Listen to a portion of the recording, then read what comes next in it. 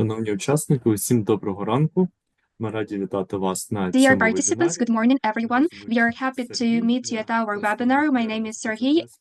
I am the representative of MHPSS team of the WHO. I hope that this webinar will be fruitful for you and you will get to learn more about that. I will give the floor to our trainers. They will introduce themselves and demonstrate their presentation. Also, I would like to mention that you can enable interpretation. At the bottom of your screen, you should find the globe and choose either a Ukrainian channel or English one.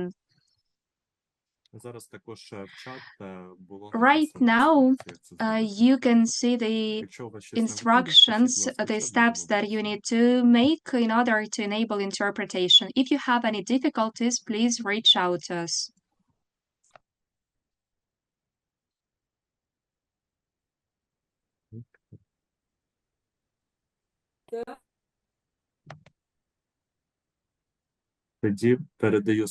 Then I'm giving the floor to our trainers, Iran and Marlos.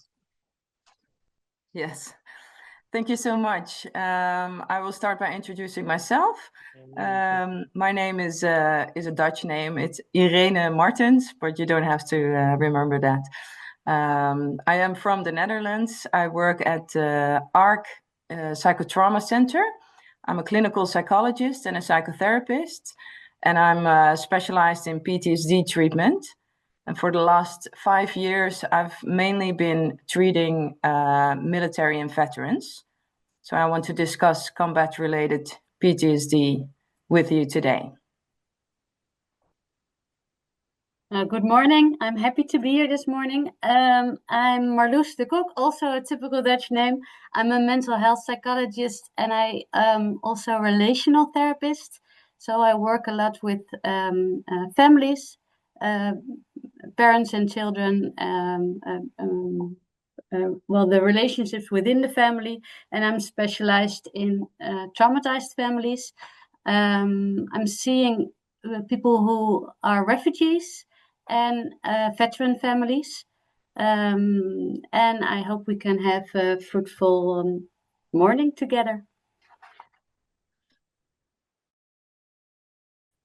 So first, we want to ask the people that are joining our webinar today to maybe share in the chat where you are located and what your maybe what your relation is to the topic. Are you professional? Are you student? Are you psychologist, social worker, something like that? So we have a bit of a global idea who we are talking to. You are with many, but we think it would be nice. So if you can do that now.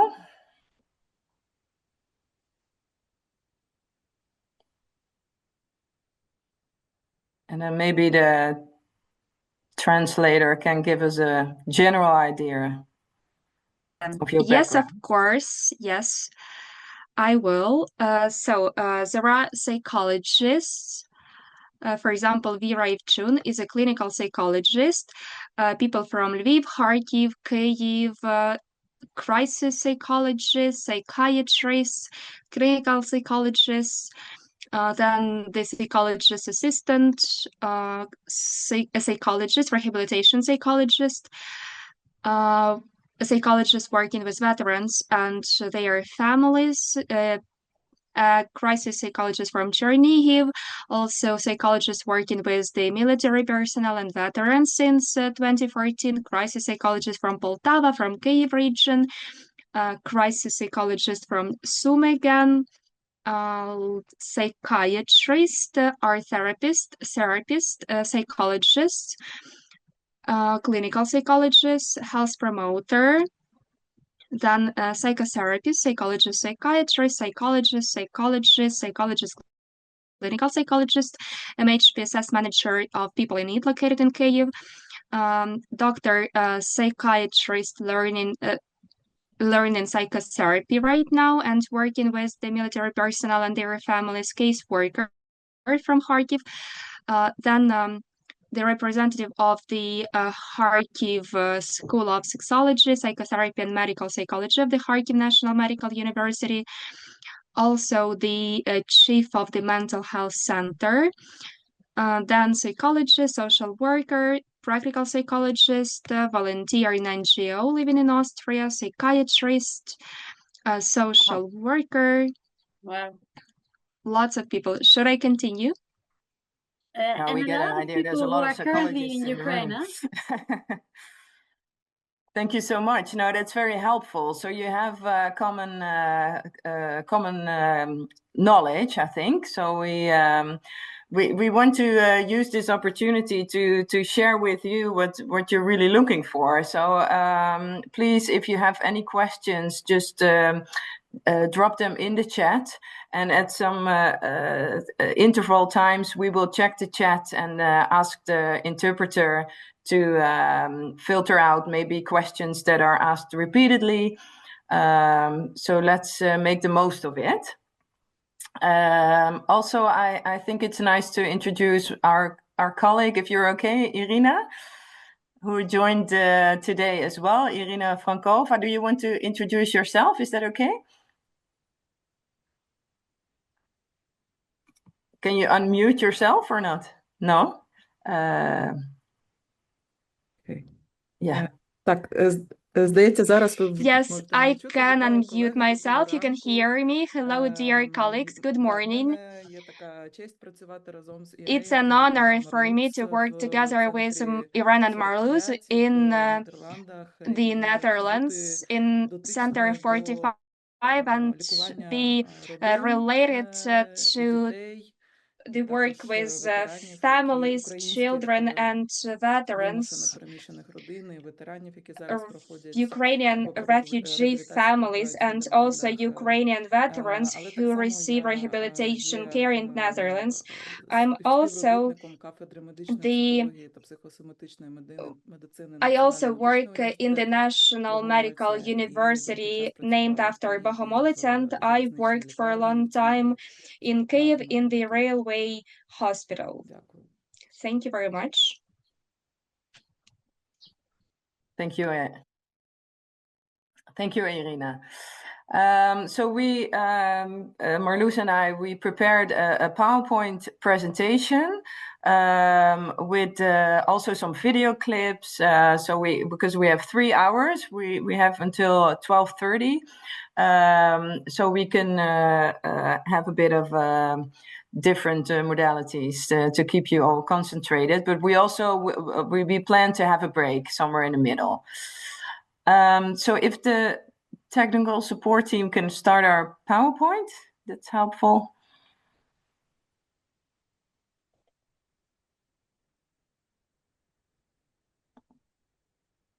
Is there someone to start our PowerPoint?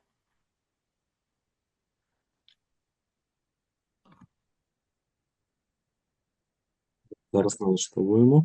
Yes.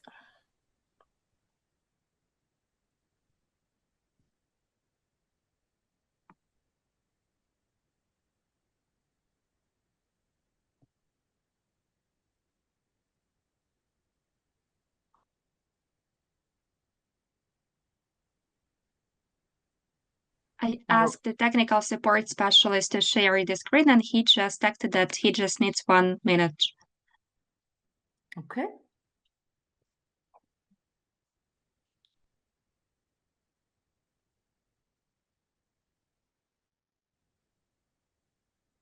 So maybe I'll just start, right? And we'll wait for the PowerPoint. Because what we aim to tell you today is some specifics on combat-related PTSD. So what makes combat-related PTSD different from maybe a more general PTSD in the general population? So I will talk you through that. Then Marloes will share her experience and knowledge about family functioning concerning veterans and treatment. And then I will discuss several forms of PTSD treatment, mostly EMDR, CPT, and PE, But if you have any other questions on treatment, please share. I'm also trained in narrative exposure therapy or in brief eclectic psychotherapy for PTSD. So if there's any questions, please just let me know or let us know. And then at the end, I have a small section on moral injury and PTSD as well. So we'll see how much time we have. And as said, we have a PowerPoint, but we also have some videos to share. So that's about today. I have no idea what's on this sheet, but I think it's the same sheet that I have in English. So you can go to the next slide.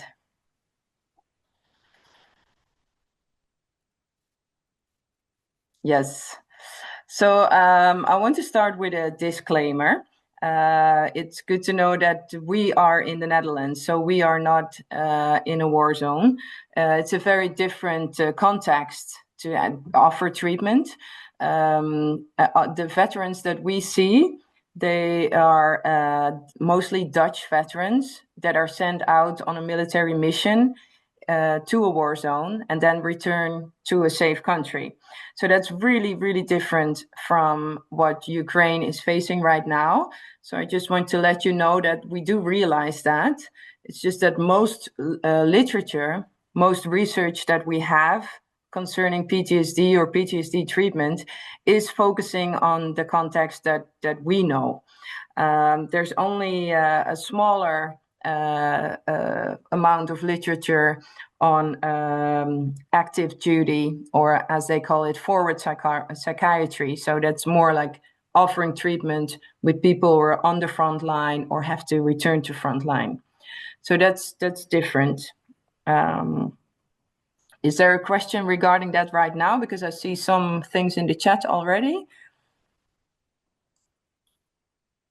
I think the chat is about some people having difficulties finding the right interpretation, the right interpreter, the language. So maybe the person from the technical support can give the instruction once more, because we just started.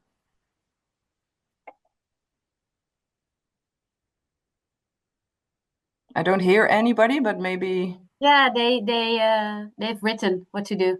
Yes. So you can continue. Okay. So next slide. So what's the difference? It feels a bit strange to tell you, as you're all in Ukraine at this moment. But just to point that out, there are of course differences in if military are fighting in their own country compared to fighting in a different country. If you are fighting in your own country, the damage and the death toll will be much closer to the heart. So it makes people more vulnerable for developing any sort of mental disorder. For military that go abroad, there is a relative distancing.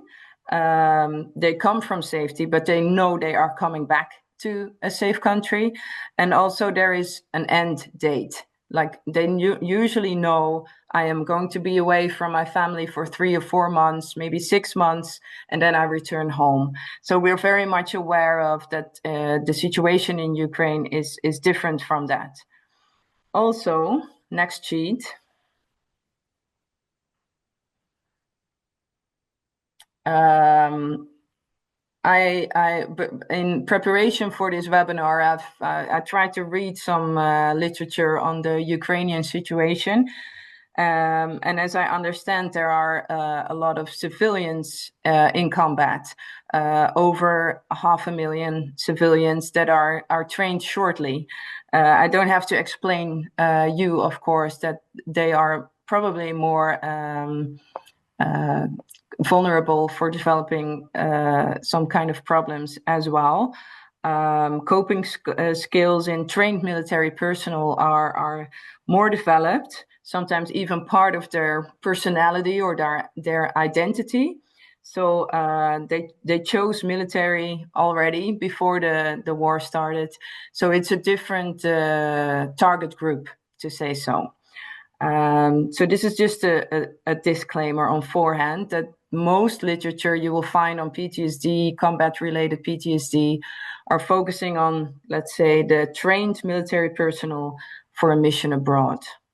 Okay, next slide.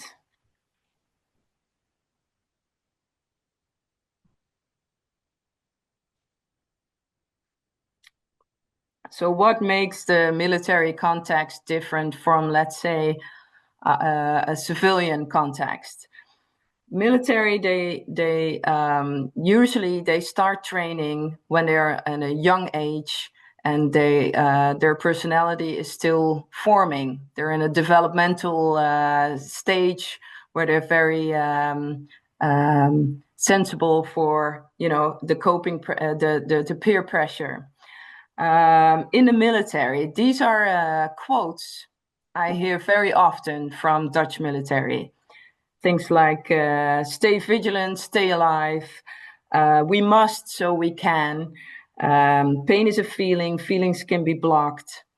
And these things are helpful when you're fighting, when you're in a war zone, but they're not so helpful when you return to your family or when you try to fit in normal society again. So these are things that the military, they really grow up with. I don't know if it's something you recognize in Ukraine. Maybe Irina, is this something that you recognize from Ukrainian military or? Yes.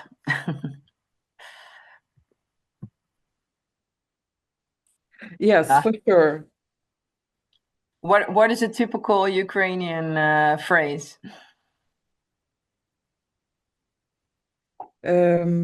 Я думаю про почуття, I що think the one about feelings, that pain is just a feeling and it can be blocked.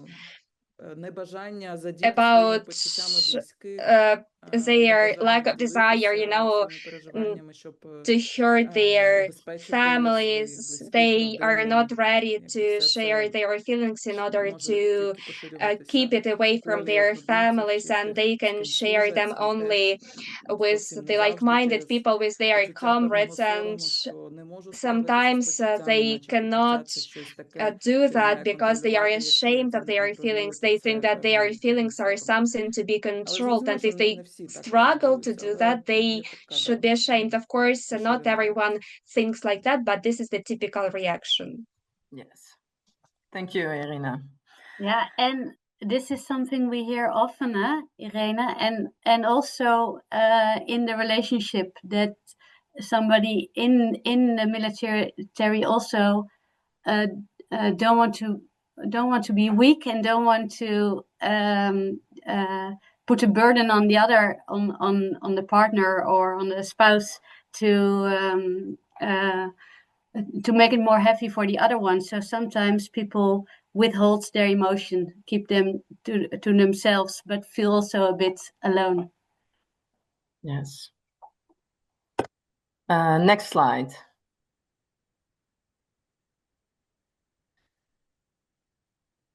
Irina says others do not understand me, like people feel alone, right, with their experience. Yes, we will get to that a bit further, but that's definitely part of the military world, I would say. As I told you when I introduced myself, I've been working with the military for 5 years now. And I really learned that no matter where people are from, the military world is really a world on its own. That's how people who are in it experience it as well. They are like outside of society with their own rules, their own language, their own humor, their own coping styles. So it's a whole like mini society on its own. And what is very important also in a positive way is that the connection for onderling, so the way that the people are connected to each other, the military, is very, very strong. So they usually say things like, we're brothers in arms, you know, for life. So it's a friendship very different from what we know in society. So they really say, like, we don't leave anyone behind. We've got each other's back. But in this mini society, you can say there's also a strict sense of hierarchy. Who is who's got what to say, and you follow orders, you follow rules, and you talk later. That's usually the way that they communicate. So that you can imagine that speaking up for yourself, having your own opinion, is not a priority in military. To just put it black and white, you know, because on the battlefield, there's quick action needed, and you just follow the rules from the person hierarchically on above you. So there's a lot of solidarity, and the rules of engagement are very important. There was recently a paper published that says that if the rules of engagement are followed, like this is how it should go in war, or this is what we plan to do, and did we do something according to plan, is a very protective factor in developing mental health problems. Usually mental health problems or PTSD occur when things go differently than planned. So the rules of engagement are very important, even if it means that lives were lost. If it was part of, you know, everybody stick to the plan, it's easier, I would say, to live with it. So this is just a bit of context before we dive into the mental health problems. Next slide.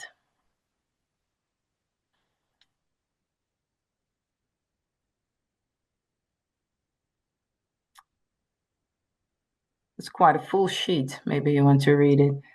Once a warrior, always a warrior. If you're interested in this field, it's actually the title of an article that's highly recommendable. You can find it on Google Scholar. Once a warrior, always a warrior. And it talks about how this personality and coping styles are really formed by the military training and also by military experiences. What we also know, unfortunately, is that veterans and active military, they benefit less from evidence-based trauma treatment compared to civilians. There's more and more research coming that says, well, the effects are getting closer to each other, but in general, there are some obstacles met in the therapy room when you want to treat military, and that's basically got to do with coping strategies that are actively taught, such as cognitive and emotional avoidance. So what we might see in our therapy rooms are men and women that are overregulated, that are hyper alert, full on controlling, while you maybe as a therapist, you want them to connect to their inner world, to their vulnerabilities, to their emotions, to endure some of that anxiety or grief. That's what we want as therapists. But that is exactly what military have been trained to block, to go away from, to move away from. So even more than civilians, because everybody wants to avoid thinking back on a trauma, but for military, it's like pushing a button. This is what they are trained for.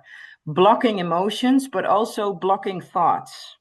So for instance, when I do trauma treatment with a veteran and I ask them to concentrate on something terrible that has happened, it can happen that 1 minute the person is really focusing on this trauma memory, and the next it's like a blank space. And it feels for the veteran itself, it's like, oh, I'm so sorry, I don't want to, sabotage this treatment. It's just something that sometimes happens because they're so used to it. Like anxiety or tension starts rising, and they snap out of it, because that's exactly what they had to do on the battlefield. So these are things that you take into account when you are going to treat or meet a veteran that's been exposed to war. And you just have to try and work around that. And we will come to that when we talk about treatment. But I do want to... Yeah. May I add? So you're saying it used to be like a coping mechanism which was very adaptive, but then in the trauma treatment you have to overcome, huh? Exactly. Yeah. Exactly. So it's something that is so much part of how they are wired in a way. It's hard for them to take a step back from that. Yeah. So it's something that veterans, they need psychoeducation on, like this is how it usually works. That's normal. It's a normal reaction. And it was helpful in high risk situations, but it's not so helpful in civilian society or in therapy, So it's good to talk about your patient with that, about that. So that's why I asked this question, to just take a couple of minutes to think about this for yourself. So what coping strategies are necessary to maintain, given the reality of war, given the fact that a veteran or a military is still in a war situation and might have to return to the front line? What are things that are coping strategies you might not want to tackle? And where do you think treatment should be focusing on? So what is the part that you want your patient to be more flexible on? Is that clear? So just think about that for 2 minutes. And if you want to share anything about it in the chat, feel free to do so.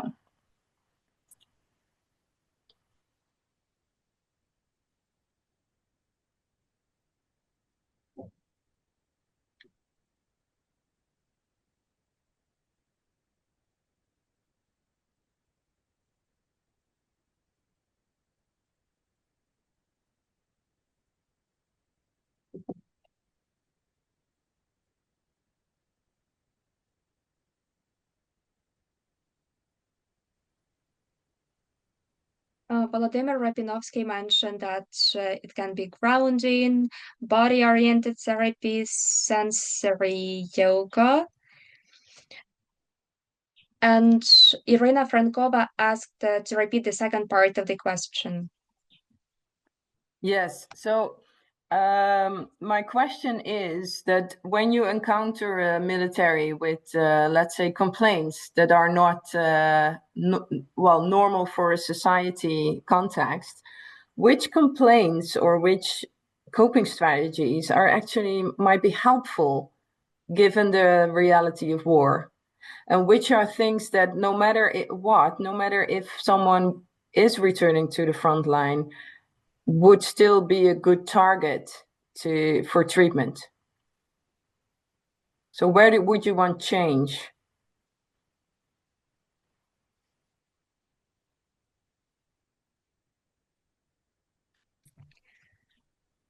People are also adding that it is important to be more trusting.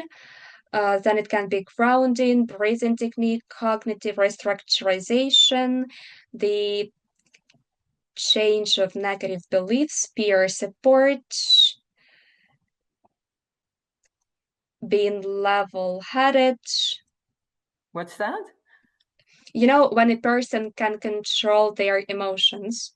Yeah. Aggressiveness,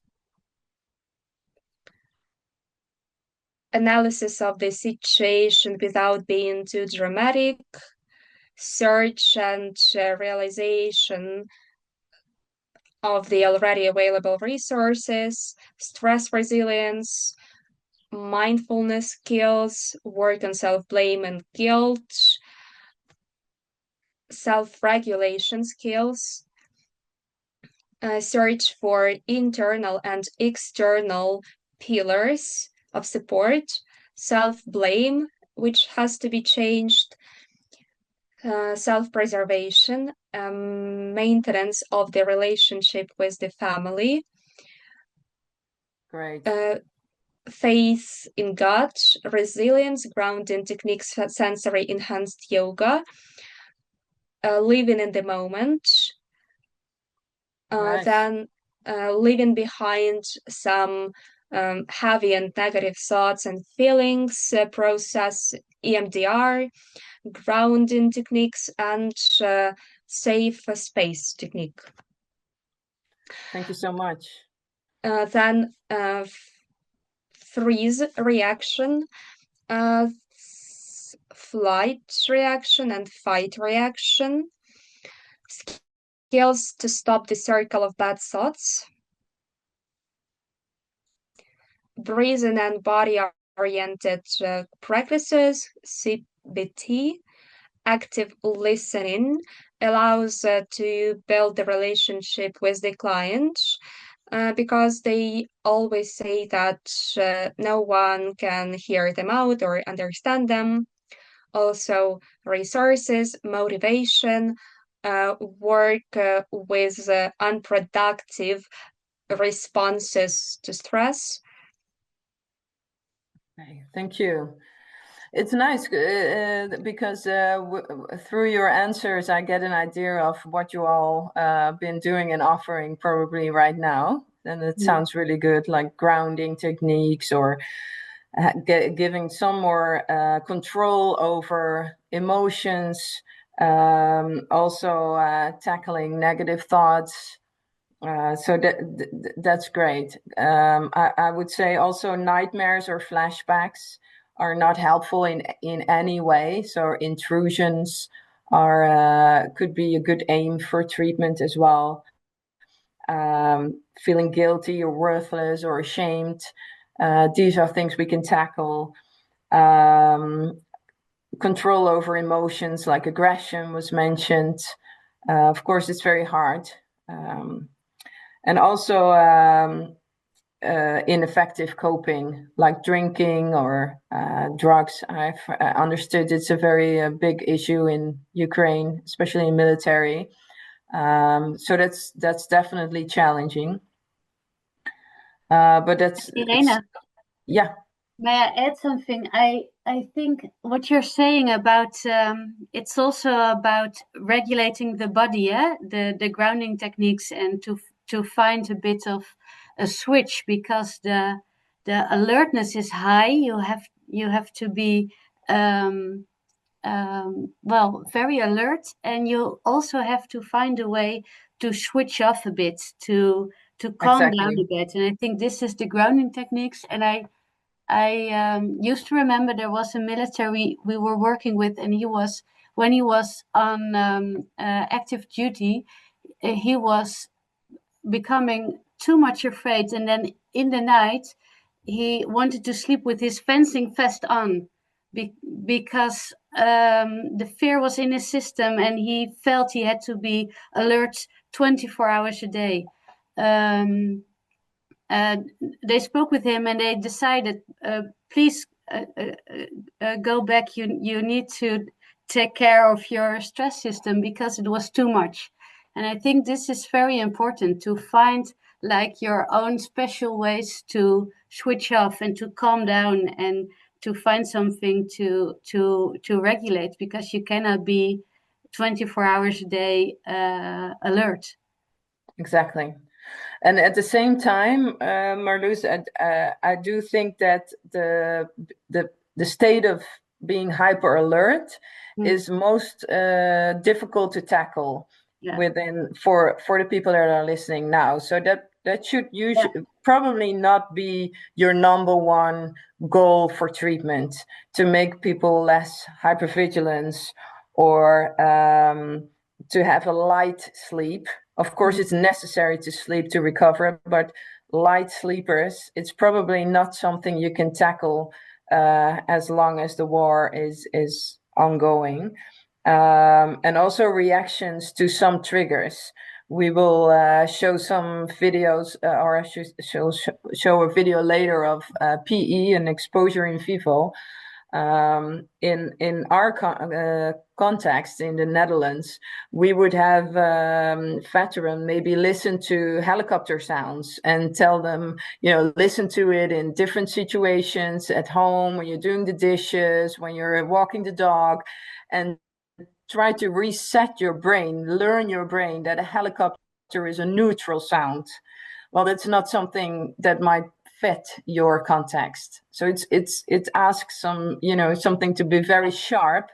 Like, what are the things you want to tackle, and what are the things that you have to agree on, maybe together with your with the veteran or the military themselves. Like, maybe these are things that are actually functional given our context.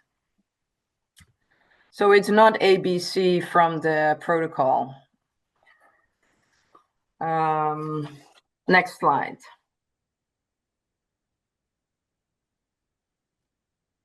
So this is probably no news given who you all are.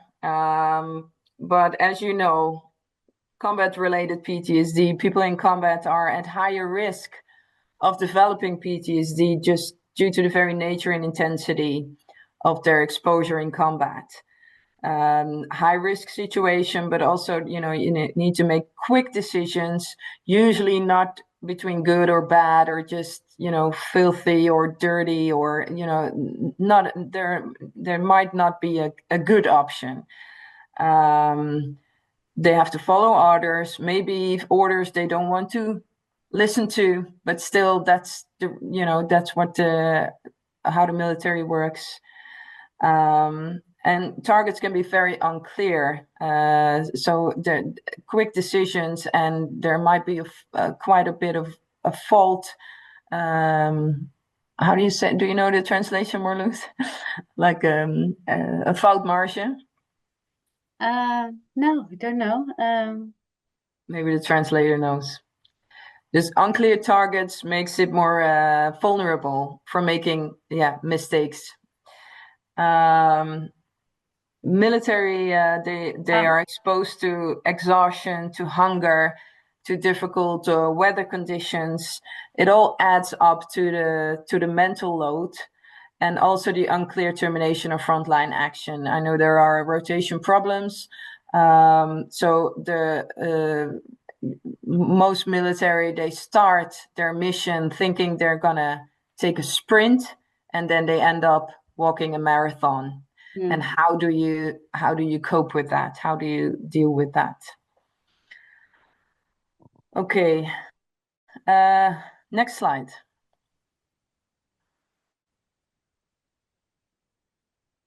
PTSD.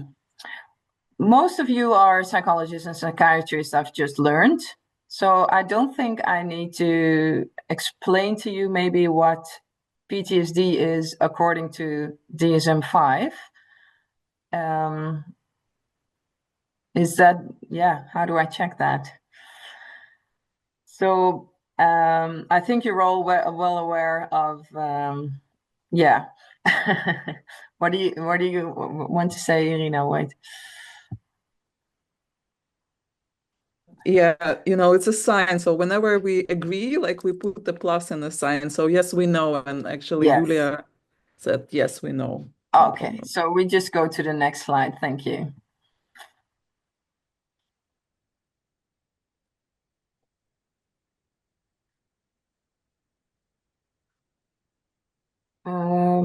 We're still on the same slides, right?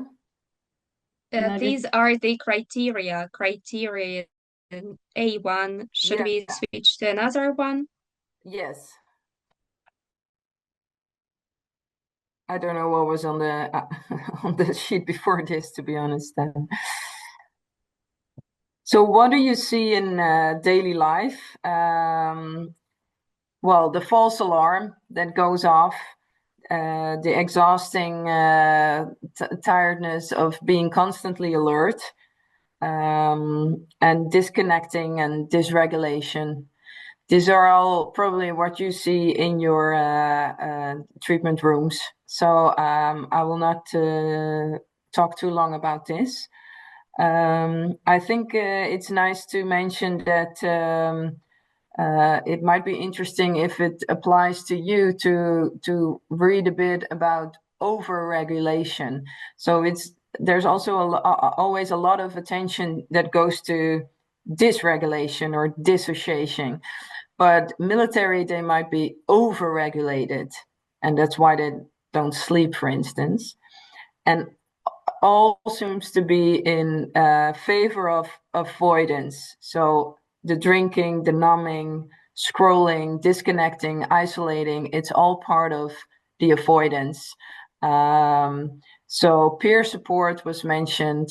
I think it's very important to connect to others that have been through the same and normalize, well, the tendency to avoid, but also to point out what the price for all the avoidance is, because the world becomes usually very, very small, eventually leading up to a life that is only serving avoidance, being very alone. So that's psychoeducation. That's worthy of mentioning, I think.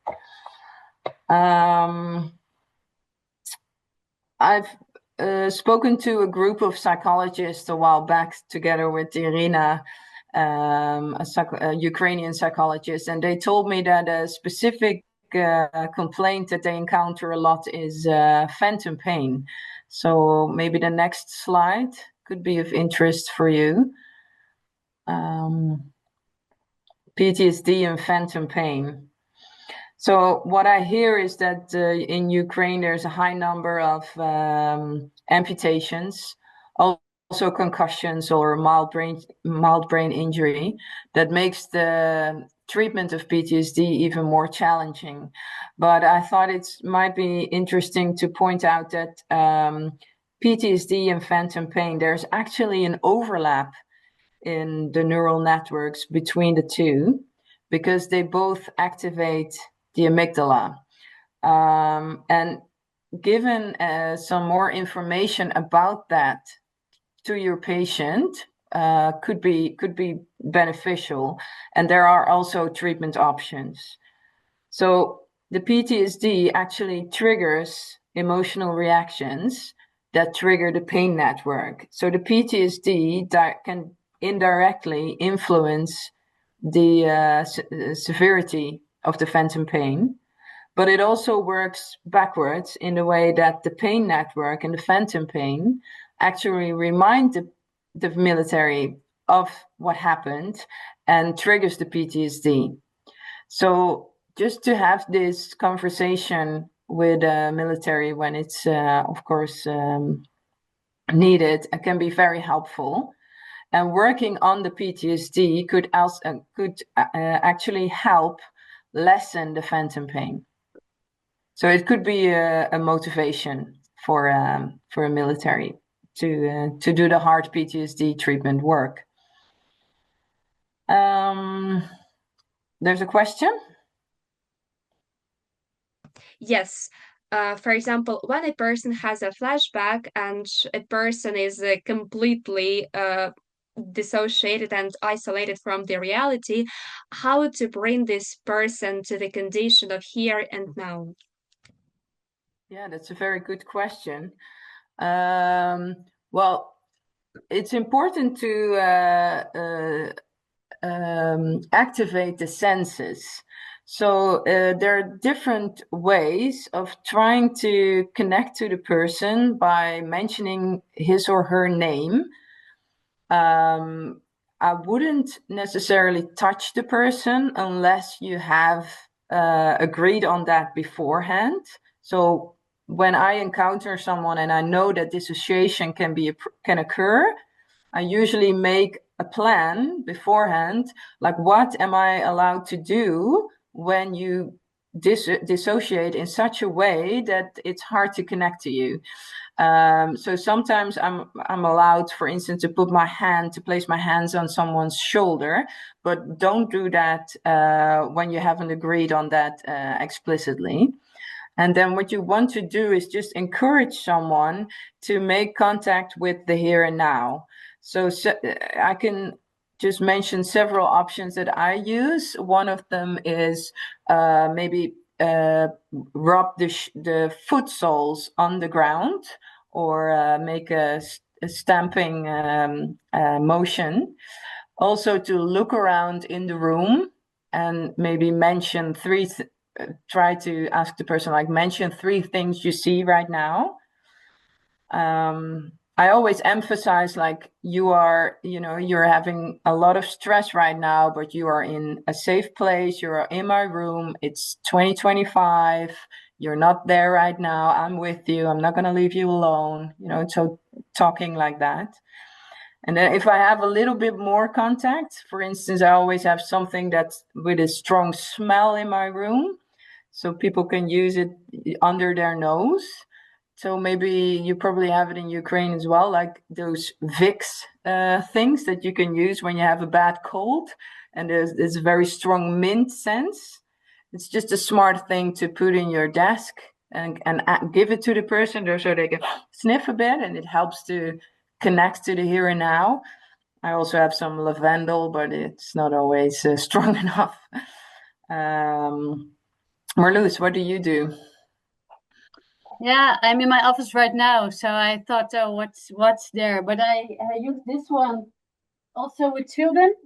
So it has like little spikes, so it helps you bring back. Sometimes I have like soft materials, something to. Can you show it again, because that was very, very quick?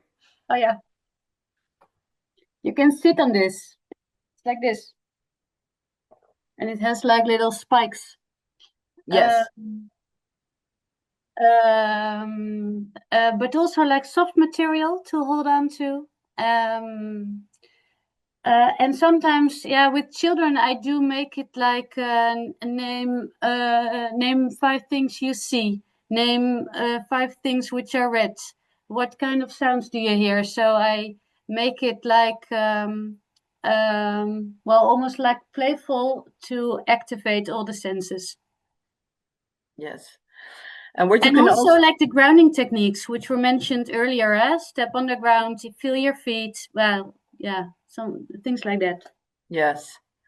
And as said before, like sometimes on forehand, like this is a problem because maybe someone mentioned it already when meeting you, like this is what happens to me at home. So it will probably occur once you start talking about more traumatic material. So sometimes it helps to make a plan also, like maybe you stand up while talking about something, or you place your hand on the wall. And I usually do the same thing as a therapist, and you just lean on the wall a bit like this. So you're in this position together, because the pressure on the wall, you don't want to fall down, can help, having the person more present. So they will fight the dissociation a bit more. That said, it sometimes it's just unavoidable, and someone does dissociate in your room. So then just stay with the person, and it can last for a bit, but they usually come out of it. So then just talking and comforting is the nicest thing to do, I think. Is there any more questions? I thought maybe related to the phantom pain, because I only have one sheet on that. Yeah, there's one question if EMDR can be harmful when somebody has a mild traumatic brain injury. I wouldn't know if there's research on it. I think the only risk can be that it's, it doesn't has the effect that you're looking for. I don't think it can be very, very harmful. Marloes, what do you think? Well, it was once, and then we had contact with the neurologist. Yeah. You know, and we contacted and we decided how to do so. And with this patient, he had difficulty with the eye movement, so we switched the EMDR and we did it with other distraction. Yes, yes, we get to that when we get to EMDR, but it's not like it's harmful to do it. Maybe No. you have to be more flexible, more creative to get it done, Yeah. but it's Yeah. not harmful, I think. No. So we No, get to but that when maybe we, if you doubt it, it's good to check with if there's a doctor involved, then it's good just to check of and course. to adjust. Okay. So we get to that when we talk EMDR, but maybe the translator can check for me if there's any questions regarding this Yes, information about phantom pain. of course. 1 second, please. Yes. No, there is just a question whether it should be ophthalmologist or optometrist. I don't know what the second person is. I didn't get that question, sorry. It's not a question. It's more like a person just mentions that there is such a position in Ukraine as optometrist.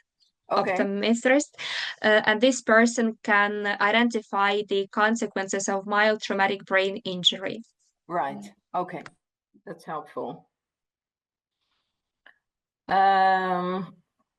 Okay. So there's a next slide, maybe.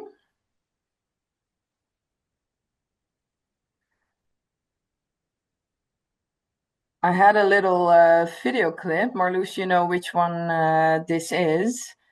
It can actually be triggering for some people here as well. I think it demonstrates very well what the reality is for most veterans. So if you think you're sensitive to, well, war images or sounds, then you might just want to turn around for a bit. It's only a 1 or 2 minute clip. It's very short. And maybe just check. Maybe you can let us know. Are you okay? Are you okay that we share this? Let us know via the chat. You want to do a poll first for it, or? Well, I saw all these little marks, and then we just know if it's okay. Okay.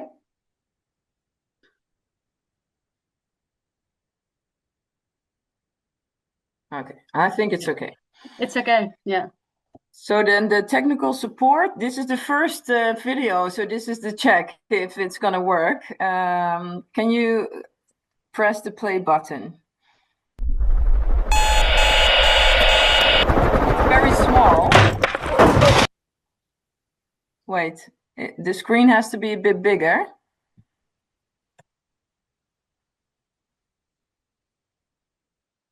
If you click on the enlargement of the, or go to YouTube and then enlarge the screen.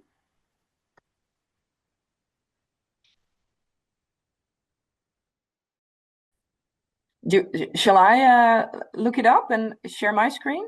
Is that feasible?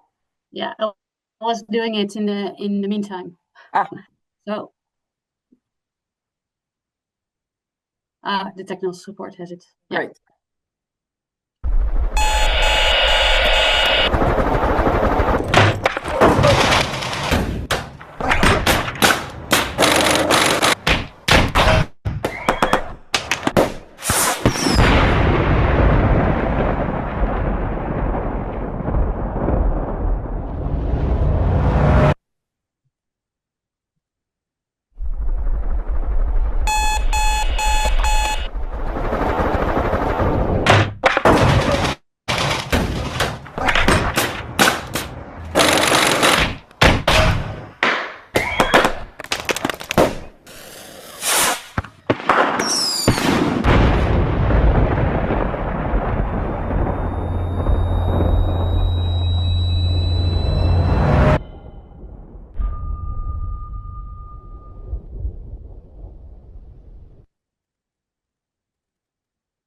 Thank you.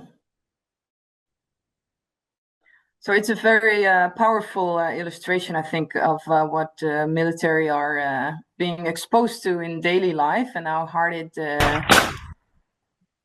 can be to actually keep functioning. Someone is asking the link in the chat. You can go to YouTube, and it's called Sounds of Trauma. So for people that are starting to work with military, maybe you have people in your team and you're trying to explain what it's like. It's a very helpful clip that makes sense for most of our patients.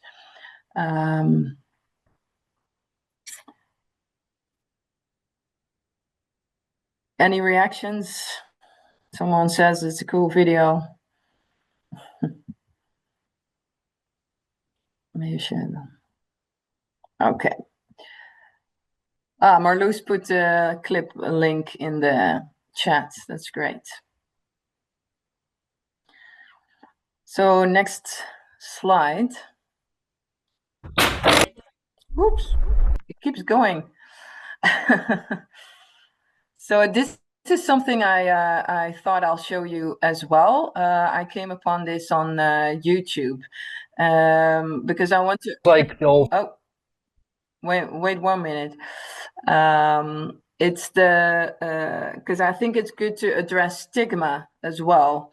How hard it is to talk about mental health problems, especially when it's not very common in society and it's not common in the context of military. It's like a double obstacle to overcome, to talk about, you know, what's going on inside of your mind or inside of your heart. And then I came up upon this video. You already see one man looking in the camera. He's actually a young British veteran, and there was a clip on YouTube which is well worth checking out, where he is having a conversation with an old World War II veteran. So it's actually a very nice conversation to veterans from different generations, from different missions, that are talking to each other about things like, do you miss combat, or, you know, how did it influence you for the rest of your life, etc.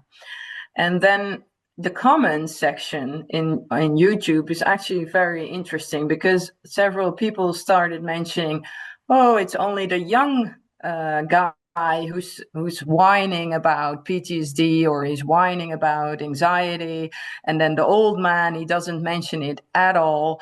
And you know, that's when they knew how they knew better what it meant to go to war.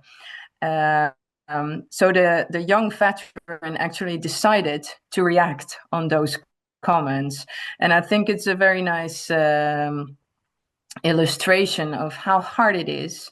Yeah, we start at yes, that's the point. Yes, I think it's just a nice illustration of how he has to deal with this shaming. So you can go to the clip now, the technical support, and actually start at minute 6, 23 seconds. It's not a huge problem when it's 6:22, but let's see if it works.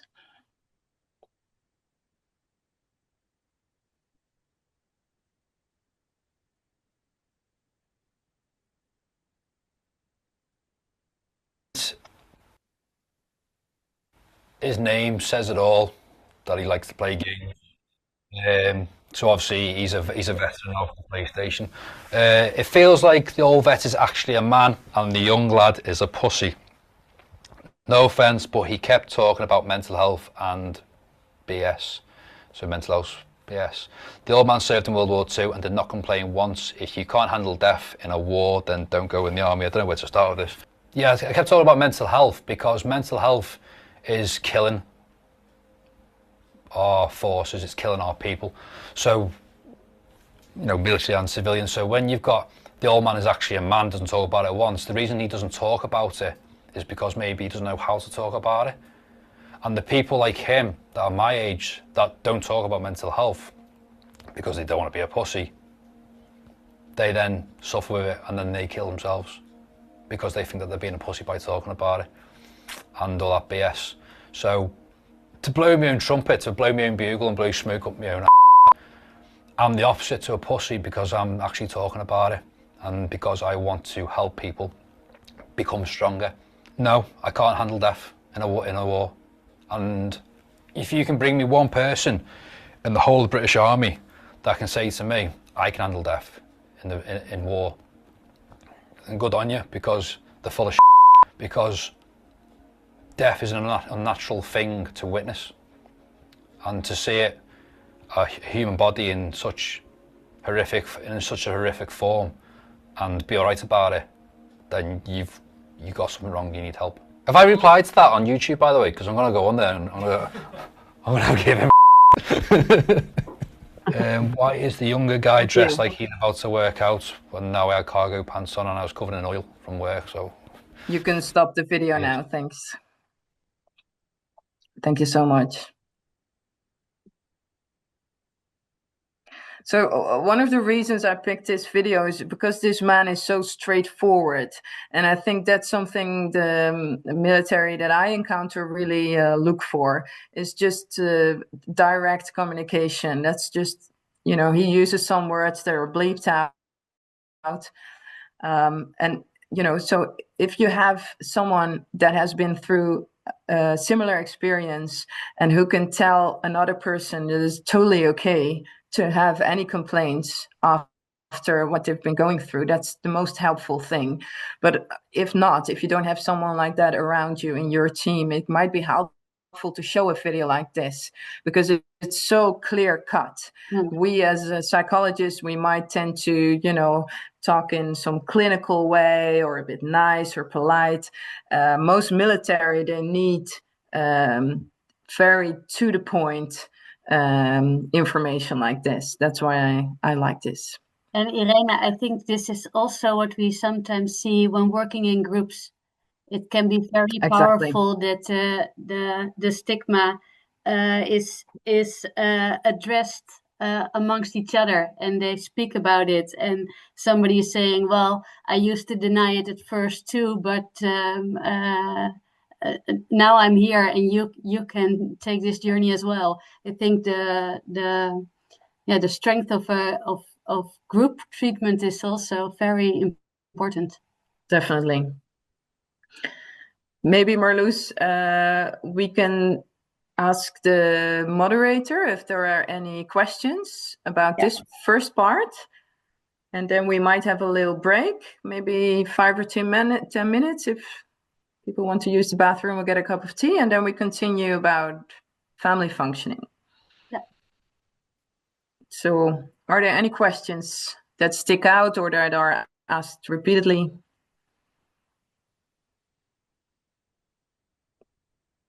Or add your questions now if there are.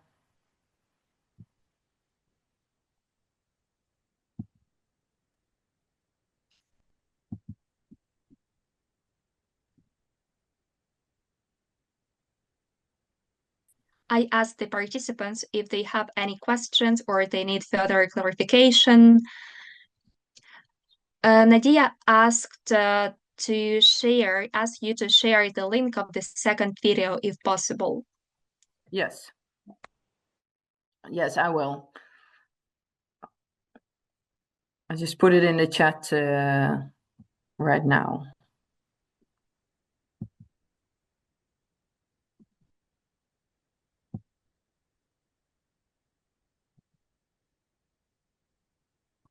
Anything else?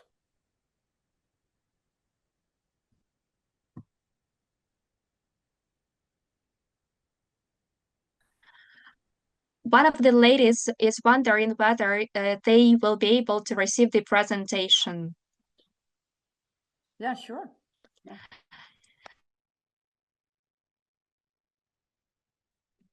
Я скажу зі своєї сторони, вибачте, And I would like to chime in and say that we will send you the presentation after this webinar along with the recording.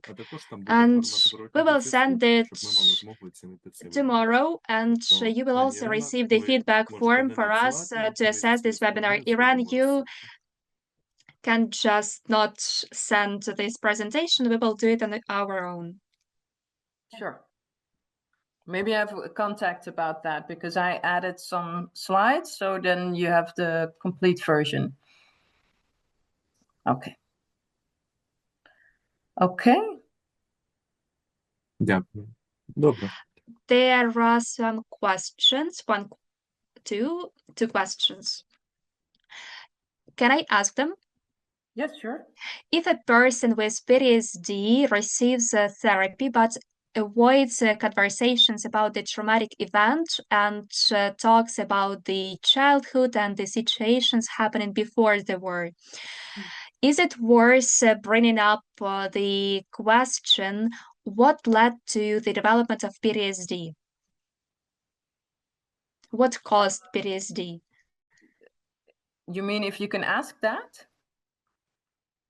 Yes, so the question is whether it is necessary to talk about the development of PTSD. I think so. Let me rephrase if I understand the question correctly. But of course, you will encounter people that have experienced combat-related trauma, but also like early childhood adversities, like abuse or well, an accident. It can be anything, but usually in the family functioning. Of course, it is very helpful for people to understand that it does all add up. And sometimes the experiences in the childhood make someone more vulnerable for developing PTSD because the same themes might be playing a role in their PTSD. For instance, feeling unsafe or feeling let down, feeling worthless, that may have already started in childhood. And sometimes we see even people feeling that was a reason to join the army because they feel like that is kind of a family feeling that I'm looking for because I haven't had that in my own life. And then, of course, it's like a red line that just goes all the way through life. So it's very helpful to use that in your therapy and to ask the patient, like, what are the themes? Where in life did you learn that? Where in life did you start feeling or thinking that way about yourself? So you can't cut out the combat part without encountering traumas in the past, if that's relevant. Yes. Have you got anything to add to that, Marloes? I think this is also a bit a search. What kind of experiences were there? What kind of complaints? How do we think how they are linked? So you make together with your patient, like in Dutch we call it like a case conceptualization. Is that, I don't know if that's something you can translate, but you want to take an overview. Okay, how can we understand how you are functioning right now when looking back what you've all experienced? Yes. And then you can also target, okay, which experiences are we going to do the trauma treatment? Yes. Yeah. I will talk after later today. I will talk about trauma treatment, and especially when we talk CPT or EMDR, it's a relevant question. So I will address it then as well. Okay. So there was a second question as well. Yes. Okay. It's actually the same question. Second, please. There are yes, there is a question. The most widespread problem among the veterans and the military personnel is the sleep disruption. Could you please share your experience, how you help the veterans and the military guys to overcome this problem? Yes. Good question. I might look up some information about that and try to send it out with the sheets. But it's very important to distinguish what kind of sleeping problem is actually occurring. So is it nightmares? To explain very shortly, if people have nightmares, they have a memory about the nightmare when they wake up. Like if you really have a vivid nightmare, you will remember it in the morning. So if someone comes to you and says, apparently I'm very restless in the night, or my spouse says I've been kicking in the bed, but when I wake up, I have no idea, it's not a nightmare. It's a different problem. So it's more like night terror, or it's got to do with, like high levels of anxiety. But it depends on what treatment. Like if it's a nightmare, you do trauma treatment. When it's like high levels of anxiety, you would more like do grounding or relaxation exercises. So explaining that to your patient is usually very, very helpful as well. And then there's sleeping problems as well that are more like insomnia, like people that are not,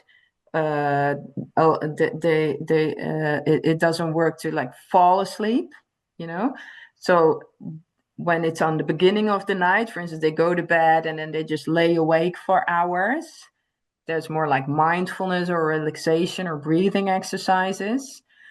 And then there's also the patients that go to sleep, fall asleep, but then they wake up very often or very long gaps. And that's more like there's a CBT insomnia protocol for that.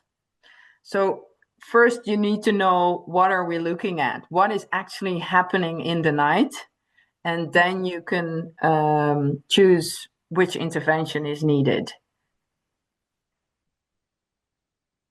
Yeah, and also take into account like sleeping hygiene. Sometimes people postpone going to bed and they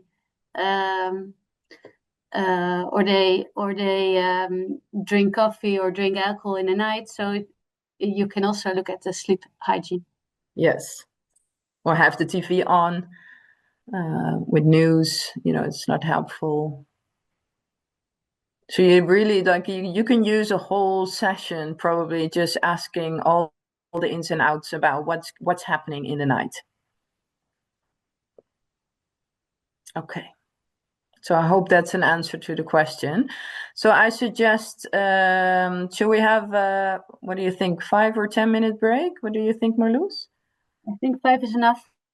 5 minutes? Yeah. So everybody can just get something to drink, and we see you at 10:50. Yeah. Okay.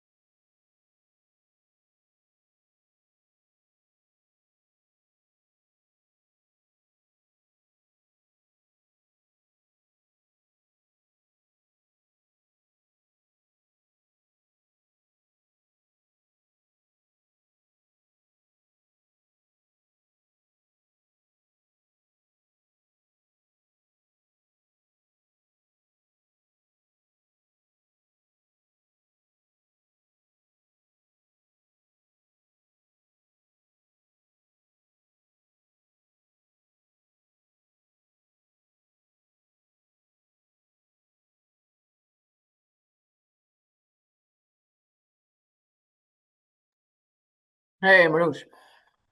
Hi.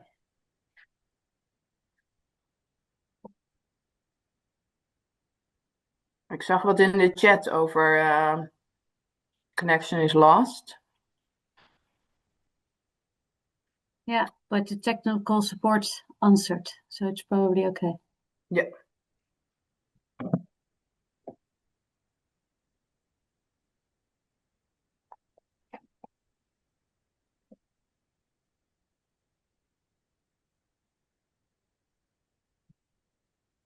So shall we continue?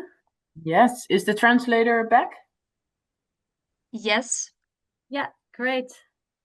The technical support, can you please go to the slides of the impact on the family functioning?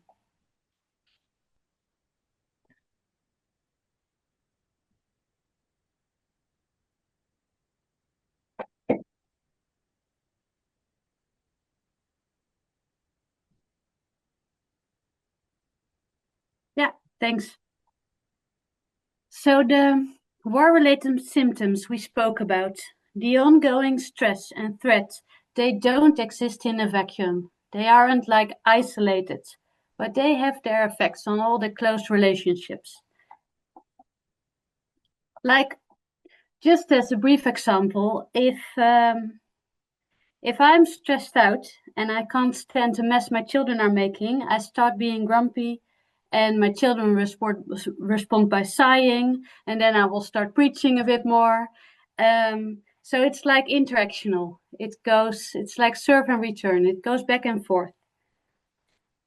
So stress is within every family, but when this stress lingers on for a long period of time, perhaps accompanied by traumatic experiences, danger, loss, then it can affect emotional and relational well-being. And for parents, it can lead to limited emotional availability. It can impair the regulation system. And families, they have the natural tendency to find balance, to cope with these stressors, but it's like two sides of the coin. The families are both the source of support, but also the source of stress. All stress comes together within the family. And this brings me to the relevance of working with families. Why should we do so? Huh? Why should we work with families? Well, it helps understanding that individuals, they are not in isolations, but they are part of a larger network. And they exist in all kinds of contexts. And if we work systemically, then it reflects their real life, their daily life. And it acknowledges the complexity. We see a lot of veterans who have the difficulty of dealing with all these symptoms, but then there's also the children. So they have this terrible night full of nightmares, and then in the morning there are the children, and you have to get up, and well, it's a difficult task. So working with the families, it helps for a good working alliance. But also attention for the family life and for the children, it's crucial in the context of prevention. It's like prevention of burned out for the other family members and breaking the cycle of intergenerational traumatic stress, especially when you're working with traumatized parents. And I see a question popping up.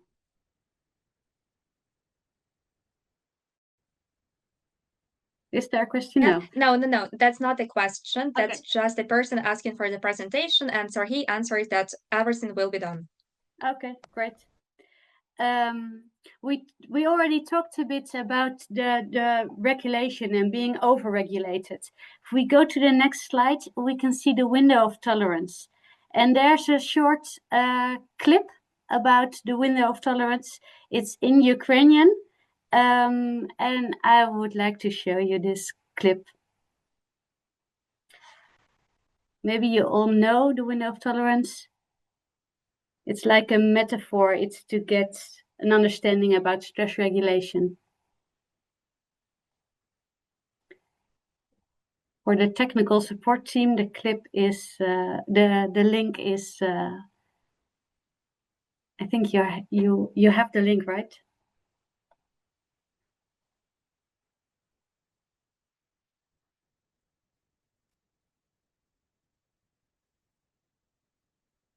No, there isn't a link.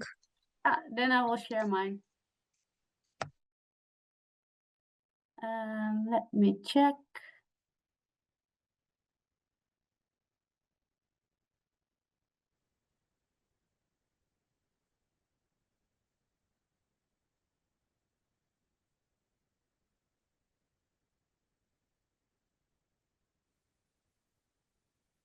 Yeah.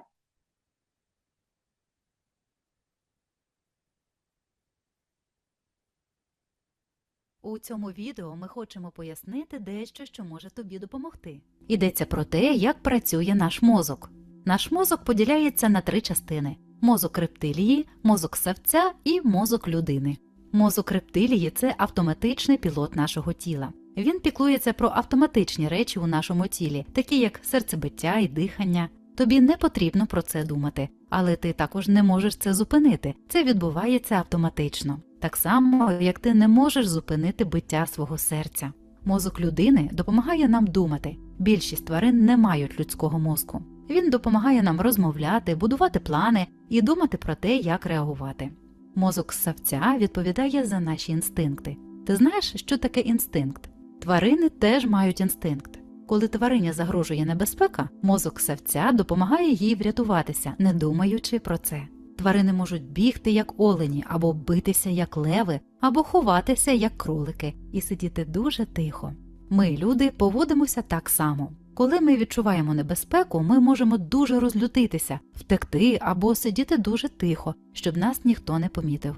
Коли ми спокійні, всі 3 частини мозку працюють разом. Коли виникає невеликий стрес, цей стрес залишається в межах вікна толерантності, тобто міри нашої здатності витримати стрес. Ми все ще можемо думати і планувати, але коли ми маємо дуже сильний стрес, він може досягти такого рівня, що наше тіло думає, що ми повинні діяти швидко, щоб захистити себе. Стресу стає занадто багато, і ми виходимо за межі вікна толерантності. Тоді ми реагуємо нашим мозком ссавця. Ми б'ємося, тікаємо або ховаємося. Оскільки це має статися швидко, наш мозок людини вимикається, щоб не витрачати час на роздуми, розмови чи вагання. Коли ми заспокоюємося, ми знову можемо використовувати наш мозок людини. І тоді ми знову можемо думати. Ти помічаєш це, наприклад, коли тебе охоплює гнів або страх. Ти можеш робити речі, які не хочеш робити, вдарити, ламати речі або тікати. Але коли у тебе стільки стресу, що ти знаходишся за межами вікна толерантності, твій мозок робить це автоматично. Ти не можеш думати. Ти знову використовуєш свій мозок людини, коли повертаєшся до вікна толерантності. Коли стрес стає занадто сильним, When мозок stress becomes overwhelming, the mammal brain can also stop working, and then you cannot run or fight. In this case, animals, they pretend to be dead. Their body becomes weak or still. The same can happen to a person. The reptile's brain functions in the same way. You cannot move, you cannot speak. When others do something, your reptile brain does not say no. It does not have any reactions. You cannot stop these reactions. It happens automatically. Usually we have a wide window of tolerance, but if you have gone through a lot of negative experiences, your window of tolerance can be full of chronic stress, and there is no place for anything else. That is why there must be an overflow. For those around you, it is important to understand that when you are beyond this window of tolerance, it is important to wait for the time when you calm down. You can learn what to do when you are beyond this window of tolerance. For example, if you become similar to a lion, you can try and domesticate a lion for it not to become aggressive.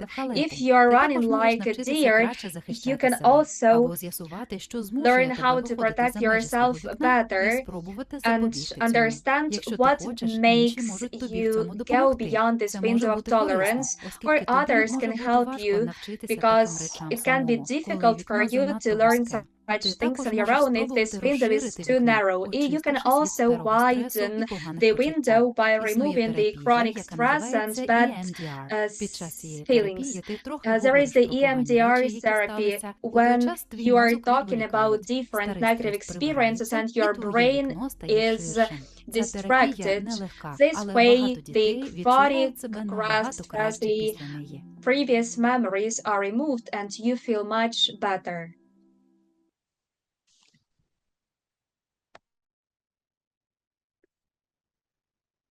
So this window of tolerance, it was designed by Dan Siegel, and for many veterans, particularly those exposed to combat or prolonged stress, this window is more narrow. So it makes them more vulnerable to emotional dysregulation. And from my experience with working with veteran families, I hear a lot of veterans say, well, I don't recognize being in red. It pops out immediately. In a second, I'm in red. I don't recognize being in green and being in the optimal zone. When I wake up, it's already orange, and there can be something little like a door being slammed or a knife clattering to the floor, and then I immediately go on alert. So I go into red. I hear the partner say, oh, I feel a lot of tension in the household. It's like walking on eggshells. There's tension. And we hear the children say, ooh, I try to give as little provocation as possible. I used to work with a girl and she could really sense, okay, now my father is getting into orange or into red. And then she would be in the living room and say to her dad, Daddy, I love you. So she tries to find a way to regulate the stress. In therapy, we work a lot with creating a personal signaling plan. So we are searching, okay, what are your triggers? Are these the sounds? Is this when you sit together during mealtime? So you try to get a bit more grip on the situation and to detect how is your window working. It's like a joint quest.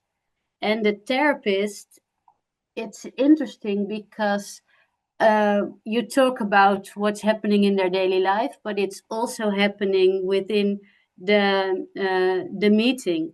So you are there and you are also at the moment checking, okay, and where are you now? How is your stress system now? And as a therapist, you also act as a role model to be regulated and present, to really get to get more grip and to connect with the body and to see, okay, and if I'm feeling a bit more stressed, what can I do? What do I need now to lower my stress level? And next slide, please. Taking this one step further, it's not only about like an individual self-regulation, but it's also about co-regulation. From a systemic view, co-regulation is the process by which people emotionally support and regulate each other. Can be between two partners, can be between parents and children, and especially when a child is born, well, a newborn isn't able to soothe himself. The parents help.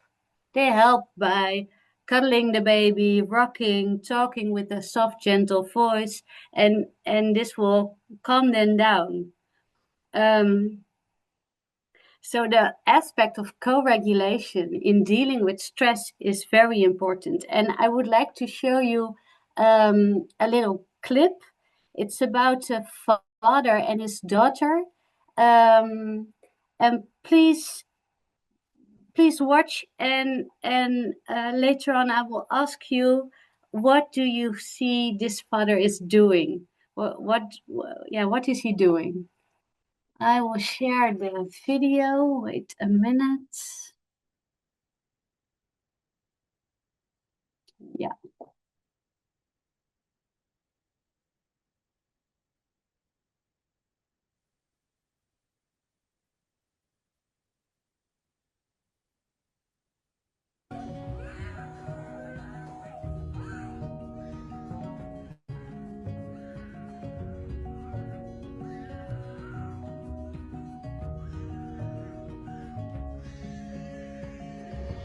Got a pinch of tobacco in my pocket. I'm not gonna roll it, no. I'm not gonna smoke it till we're staring at the stars and the rockets twinkling in the silvery night. 2 sips of whiskey in the flask, but I'm not gonna drink it. I swear I'll make it last till we're drinking out of the same glass again.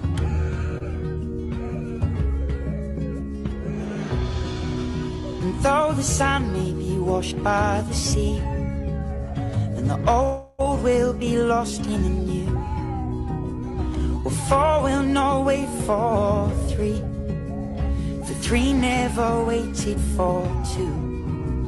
And though you will not wait for me,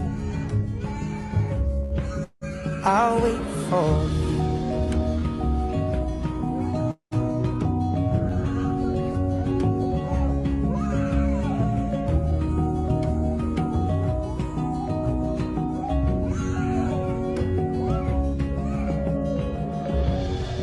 Polaroid picture in my wallet. I'm not gonna tear it, no, I'm not gonna spoil it. It's an unspoken heartbreak, a heartbroken handshake I take with me where I go. 3 words on the tip of my tongue, not to be spoken or sung or whispered to anyone till I scream I'm at the top of my lungs again.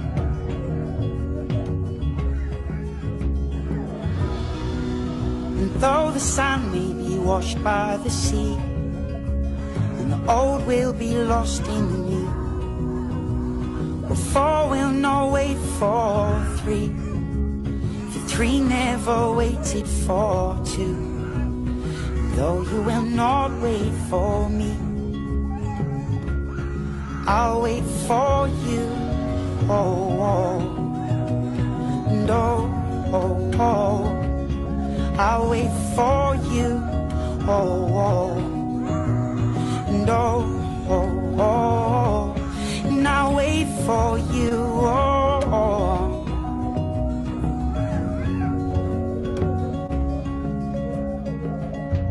Got a pinch of tobacco in my pocket. I'm not gonna roll it, no, I'm not gonna smoke it till we're staring at the stars and the rockets twinkling in the silvery night.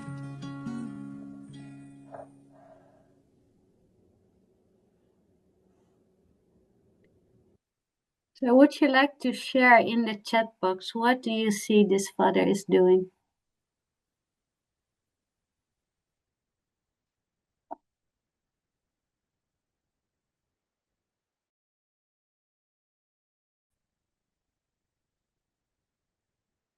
I will translate the comments for you.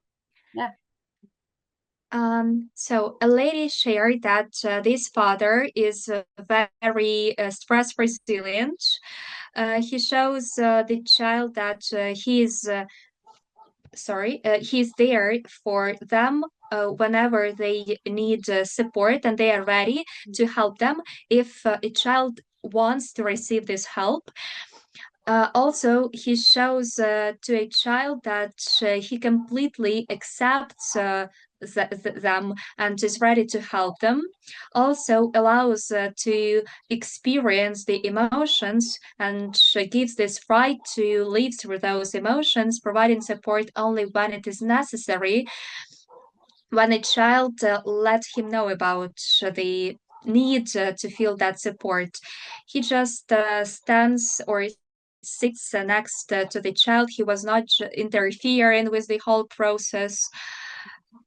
he was just hugging the child and waiting when the storm of emotions is over.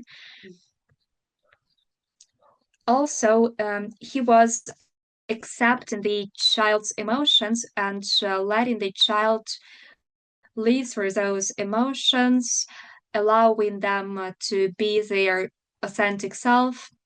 He was very patient and ready to accept any emotions that the child was experiencing, and was ready to support when the child really needed that kind of help. Yeah, that's basically it.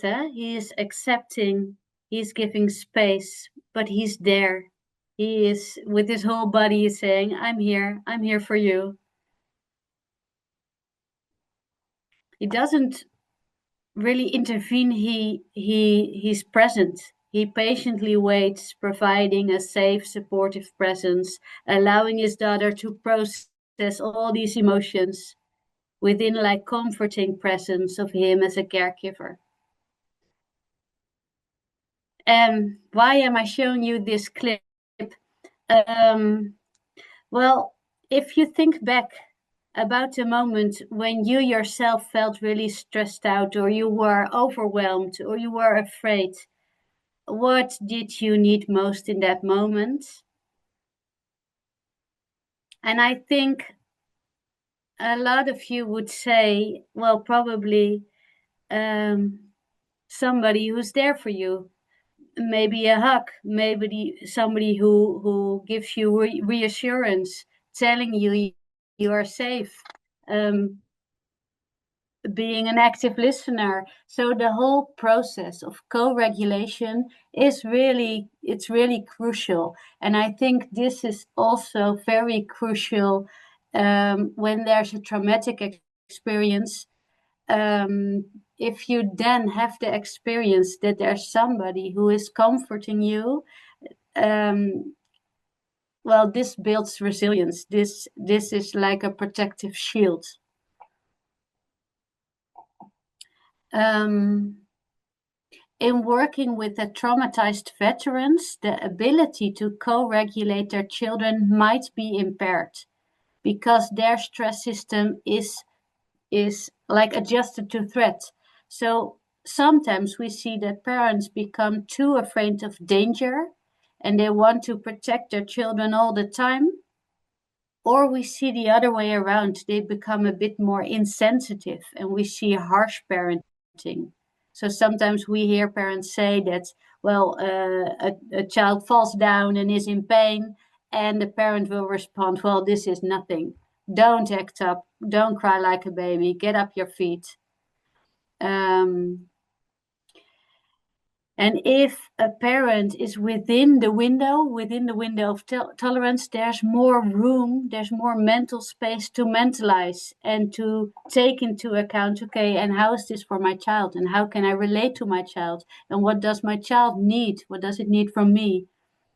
And to take into account the perspective and to get attuned and be responsive to their needs. Well, that's crucial. That's very important.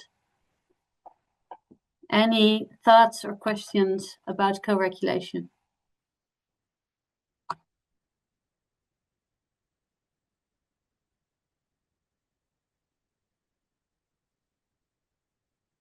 And this is also often a question from parents who are referred to ARQ Center 45. They really have a question. Okay, how can I work on our bond? How can I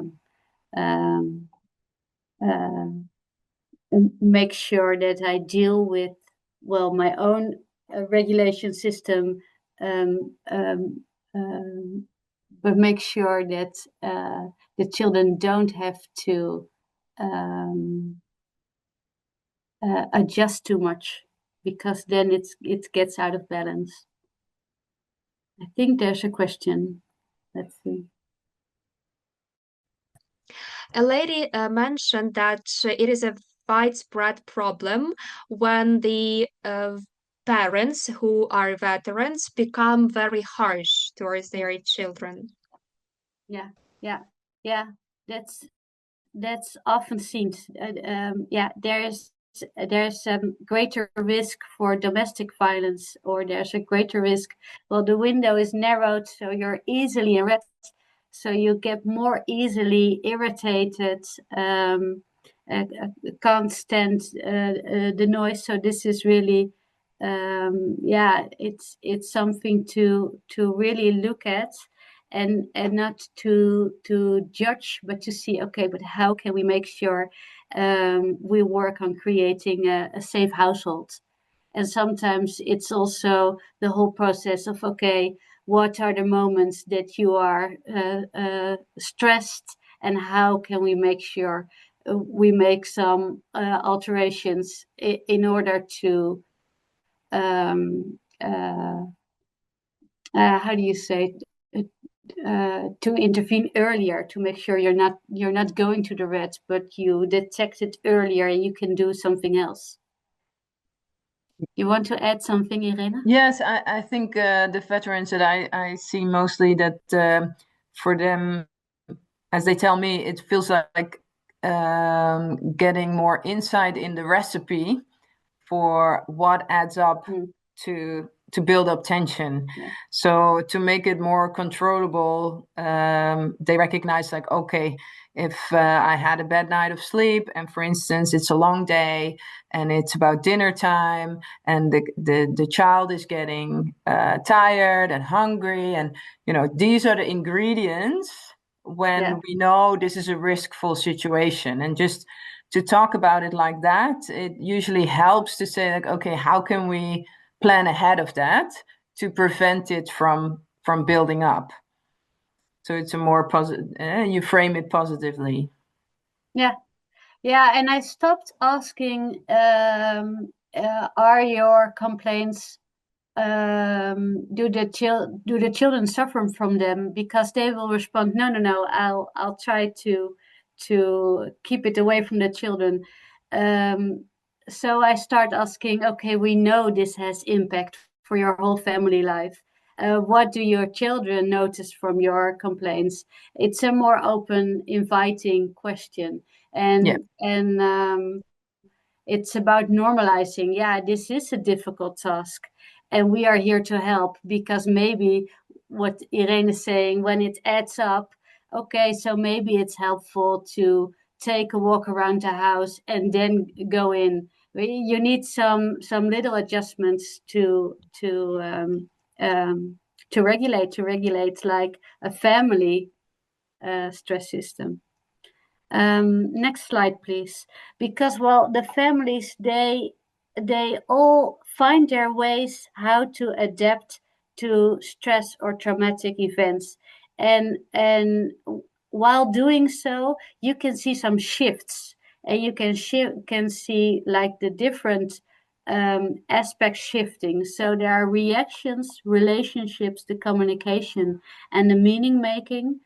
And the reactions, well, what you see when there was a lot of ongoing stress, there can be depression or PTSD or substance abuse. These are reactions which can follow after ongoing toxic stress, but it can also change the relationships within the family. So sometimes the balance shifts, and the father is at the front, and the mother is feeling, I have to do it all alone with the children, and then it can bring extra tension in the relationship, and it can then affect the communication. Maybe there's less sharing. Maybe somebody is saying, well, I have too much stress, but I don't want to put a burden on the other families. I keep it to myself. And they start losing the connection. And then in the meaning-making process, there are a lot of, well, there can be a process of blaming each other, and it's difficult to find each other. It can cause divorce. So it's difficult to see, okay, how can we make sure you adapt in a way that is helpful and that you still find like a tuned communication, both within the relationship of the parents and the family as a whole. Next slide. There is the program of URISE. It's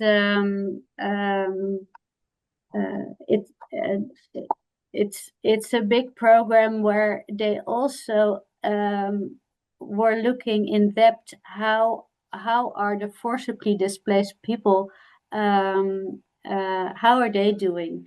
And here you see the model. There's the model of Bronfenbrenner, and he said, well, there's an individual, but the individual exists in this context. There's the context of the household, the broader family, school, profession, neighborhood, and then there's the community and the society as a whole.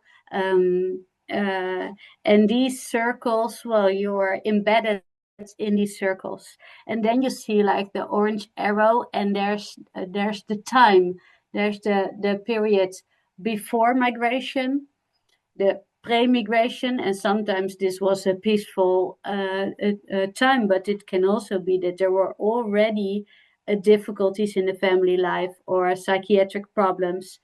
Then there's the peri-migration, moving to another city or fleeing to another country, a period of uncertainty, and also loss of family members or the school you used to go. And then later on there's the post-migration. And I think a lot of Ukrainian people who are now forcibly displaced are also thinking, okay, are we going to stay in this other country? Are we going to go back? Are we able to go back, or is it unsafe? So as the war lingers on, it comes with a lot of uncertainty about the perspective.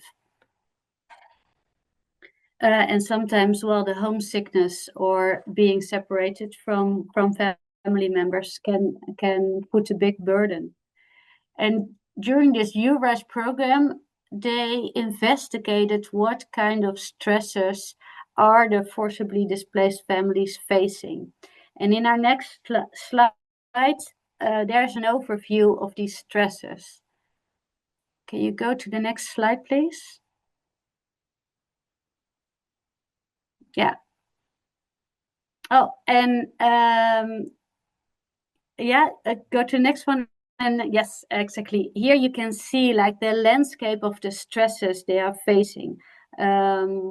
Well, a lot of them living in Romania, Poland, Slovakia, and a lot of people said, well, I don't have the resources I used to have, and there can be discrimination, bullying at school. The mothers, well, they are lacking daycare. They have to find out ways to work and to be there for the children. The families are broken. Sometimes loss of loved ones, financial stress, language barriers. The fathers at the front, loss of the social status, stigma, acculturation stress, worries about the loved ones. So there's the whole landscape of stresses. And we also hear a lot that the family patterns are changing. Sometimes grandparents are there with the families. So there are a lot of changes. And then there's the parenting, and the parenting is under pressure. In the next slide, please.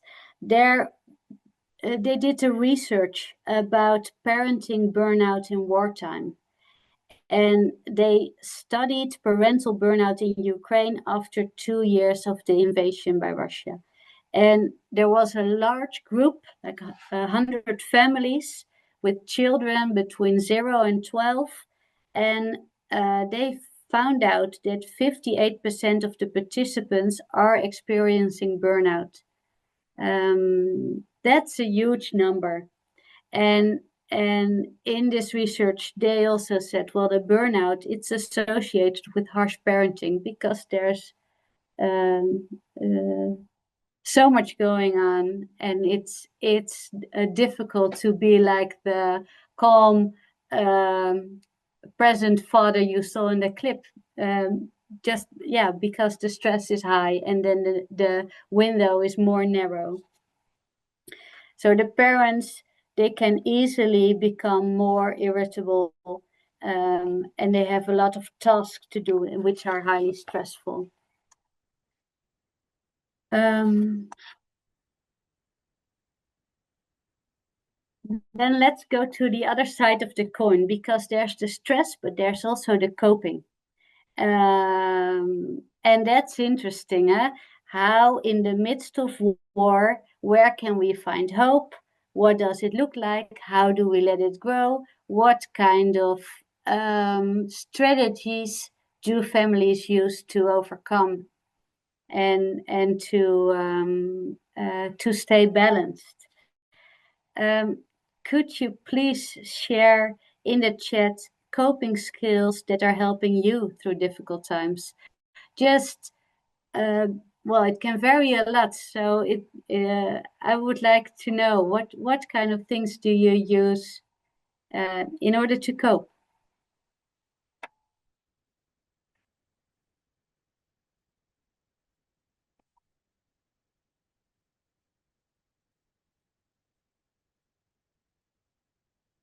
Oh, and I see that the technical support is sharing the research about mental health support. Thank you.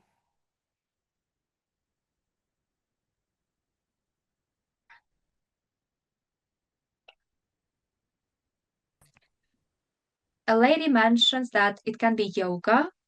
Yeah.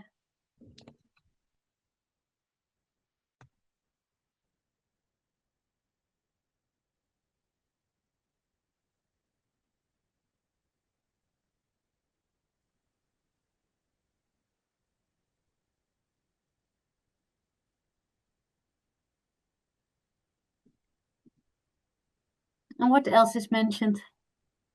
It's also mindfulness techniques, understanding that the situation is not, of course, a normal one, and that the response of my body is a normal one to the situation. Breathing techniques, strolls, music, praise, getting together with friends, also some getaways in the nature, sport or therapy, running, walking, time with your relatives or family members, contemplation of the beautiful world, art, poems, songs,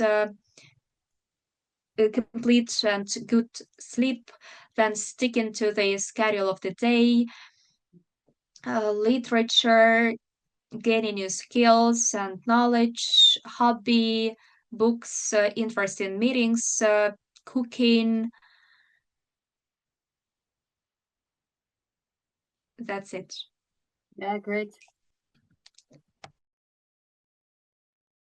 Great. I remember, Irina, maybe you know a bit more about this, but I remember that a Ukrainian colleague of mine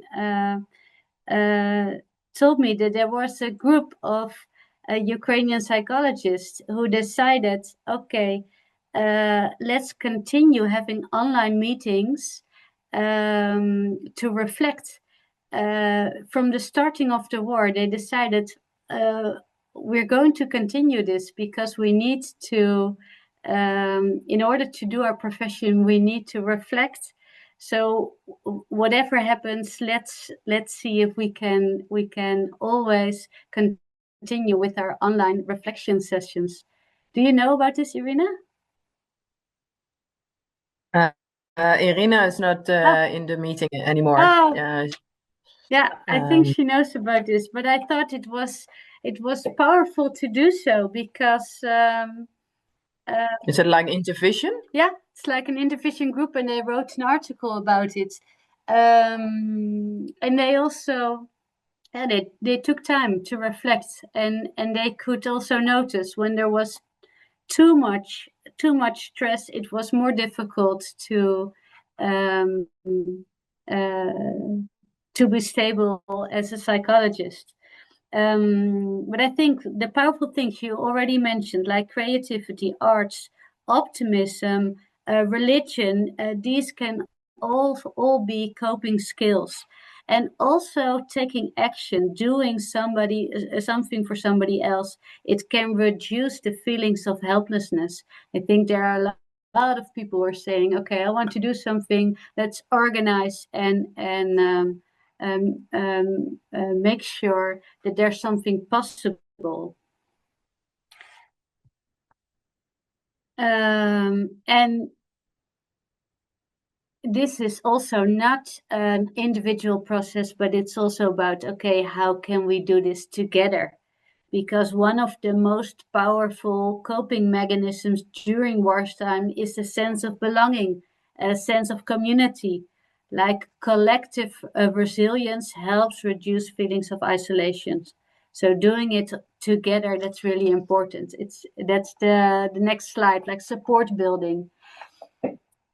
I remember that there was this little clip of like a toddler or a little boy who was singing like a song in Ukrainian, and I think this is also like an act where you can feel, okay, let's stand strong together, let's work on like social cohesion. And this is really important. And this is also the reason why I like working in groups, because it can strengthen the social cohesion. And I think it's now it's a year, 1.5 years. Yeah, I think it's more than a year ago. We went to offer the multi-family approach as a trainer intervention, and we went to Poland and Slovakia to offer this together with 2 colleagues of mine, and to see, okay, maybe the multi-family approach is something that can be helpful for the forcibly displaced people, Ukrainian people who are living in Poland and Slovakia. And this is I really strongly believe in the power of the multifamily approach. So I would like to share some insights about this. This is the next slide. The multifamily approach, it's a treatment where it's like prevention. You bring together families who are in a stressful situation. It's preventive early intervention. And basically it's like 4 till 8 families together. So it's a whole family approach, and it helps breaking through the stigma, learning from each other, and building like community. So there's less loneliness. And well, since there are children, it can also be a bit light. So there is really room for all the stresses which are there, but there's also room for playful activities. And this is really nice. Next slide. What are the aims? It's about companionship. It's about recognizing, okay, we are not alone. This is a difficult task we are facing. So it's about social support, and especially about strengthening the parent-child relationship, making sure you work on the attunement. So a lot of parents, well, they come up with questions. Okay, what do I tell my children? When do I share this news? When not? How to do so? And we work a lot on self-efficacy as a parent. Yes, I'm able. Even in difficult times, I can be a good parent in difficult times. The program we designed, it's in our next slide. There's a schedule of 6 meetings. And the first meeting, it's really the families getting to know each other. So they present themselves, and it can be in a playful way. So sometimes they make a big drawing and they make like a coat of arms and tell, okay, this is our family life. This is what we stand for. We are a sports family, or we like the nature, or they present themselves, what are their strengths and like their family identity.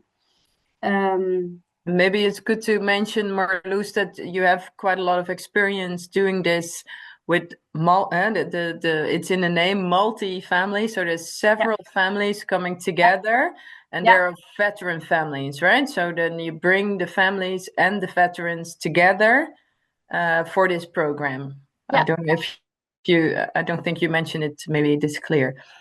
Yeah, well, there are like 2 programs. One is like for veteran and police officers, their families.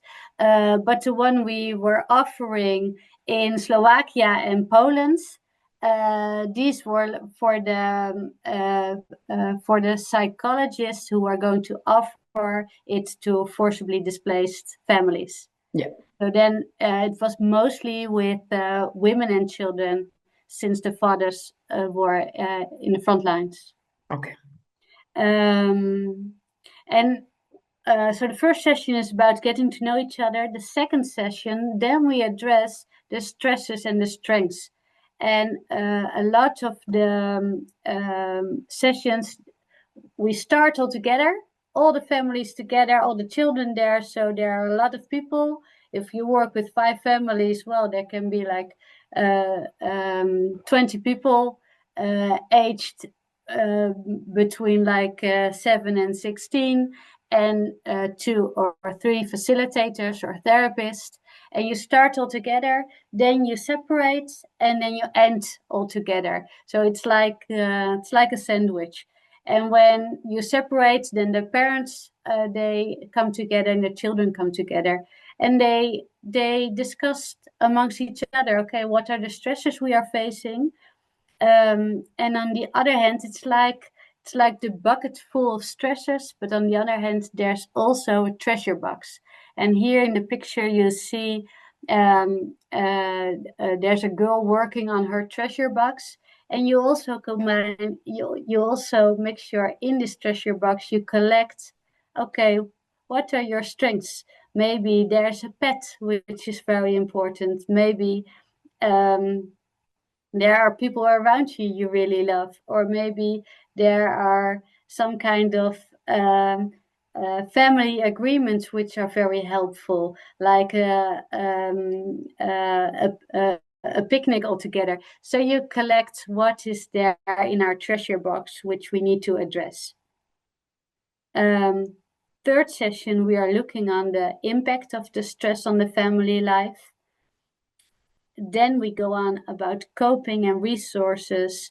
We work on a social support network.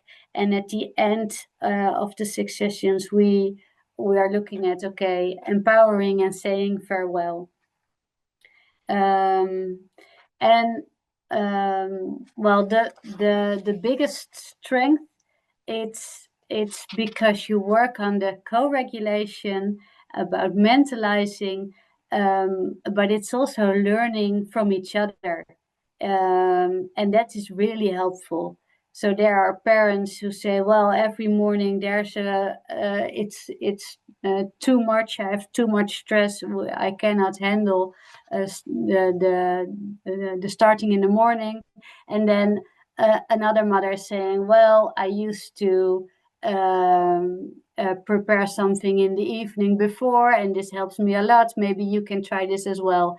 So they learn how to cope with daily life stress from each other, and especially also there is support. Okay, if there's PTSD, that's okay, and let's try to make sure we find our way as a family to deal with this PTSD without saying, well, it's all because of that. No, it's there's PTSD, and let's find a way to deal with it. And there's also, I saw you mentioning a lot grounding techniques and yoga, and it's there also in the program. So, and the children really like it because, well, you work in a playful way with massaging each other and regulating. If you go to the next slide, you can see an exercise we did. It's called like the body maps, and we take a big sheet of paper and we draw a person. You can make like a silhouette. Sometimes the children also like to lie down, and then you make the silhouette of the child. And then you ask, okay, what are all the signs when you are not feeling okay? What's happening within your body? Do you feel it in your stomach, or do your knees get wobbly? What are your bodily signs? And they all write it down in this image. And we make a little interview. So we go to every silhouette, and one family is asking the other, okay, and what is happening with you? What do you notice? And this is the first step. Okay, let's notice what is happening in my body, and how can I listen to my bodily signals, just to get an impression of, how this is working. Then next slide. What I really like is when we were working with Ukrainian therapists, they start working with a multi-family approach, and they mentioned that as an activity, they were making the candles in the cans, and parents and children were making it together, and the candles were going to the fathers in the front. And I thought it was such a warming and meaningful activity for the children to do so, because this is this is so vital, and it's in like a mother and child activity. You feel the connection with the father at the front. So it's also about, okay, how to adjust it and find activities which suit the families and which are helping and strengthening the social cohesion. So this is a bit about MFA, the multifamily approach. Are there questions or comments about it?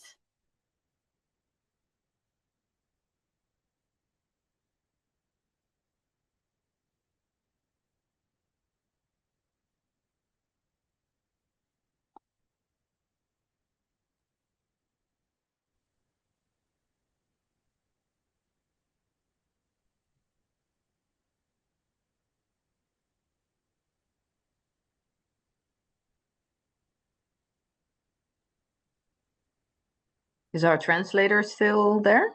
Yes, I'm here. There are no questions. Just no questions. yes. No, then we can continue. Okay. So we planned on having a little break, but I also see that we only have 45 minutes left. So I think it's better to continue if everybody's okay with that. So next slide, please. Okay, people agree. So this probably is well known. So just to point out that there are a lot of MHPSS programs and peer support on the level of society. So lots of things that on the top level that everyone can do. There's family, community that Marloes spoke about as well. the care providers who offer first emotional aid. But now I want to zoom in on the lower bar, which is the therapy and the therapist level. So next slide, please.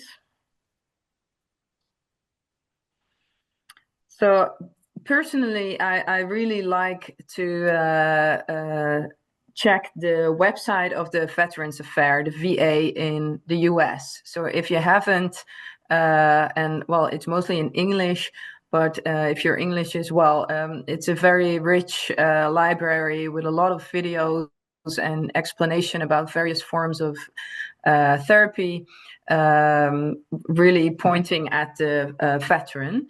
So it's a nice way also to check like what's new. And they have recommendations, guidelines, recommendations specifically for veterans, since as in literature or in scientific research, it's commonly a group to itself. The Veterans Affairs, they recommend mostly CBT or forms of CBT. So PE, prolonged exposure, and CPT are both, they have a core of cognitive behavioral therapy. It's most commonly used in veterans. And EMDR is debatable in a way that some guidelines put them on top, or like it's a first line treatment. Some guidelines say, well, there's not enough research done where EMDR is compared to a waiting list. So these are all scientific rules. So there's quite a lot of evidence on EMDR when compared to another form of therapy. But these three are, well, some types of therapy that I use myself. And in the Netherlands, the EMDR is very favorable because a lot of people are trained in it, and our EMDR vereniging, so the, what's the word, Marloes? The EMDR, the association, the EMDR association is very active and big. They're well organized. Well organized. So other options that are recommended in guidelines, but is right therapy. It's actually a first line evidence-based treatment therapy that is very well supported. In the Netherlands, there are not a lot of people using it, but it's fairly easy to learn about. So it's worth noting here. But I personally cannot tell you a lot about it. In the Netherlands, we also use BEP, so that's brief eclectic psychotherapy for post-traumatic stress disorder. I know there are people in Ukraine, psychologists in Ukraine, trained in BEP as well. It's originated in the Netherlands. And also narrative exposure therapy, NET, which is mostly the research is focusing on refugee populations or asylum seekers in other countries. So there's not a lot of research on veterans specifically. So I thought for this presentation, given the time we have, it's interesting to focus on the top three, PE, CPT, and EMDR. There is a question or not? I see a question mark in the chat.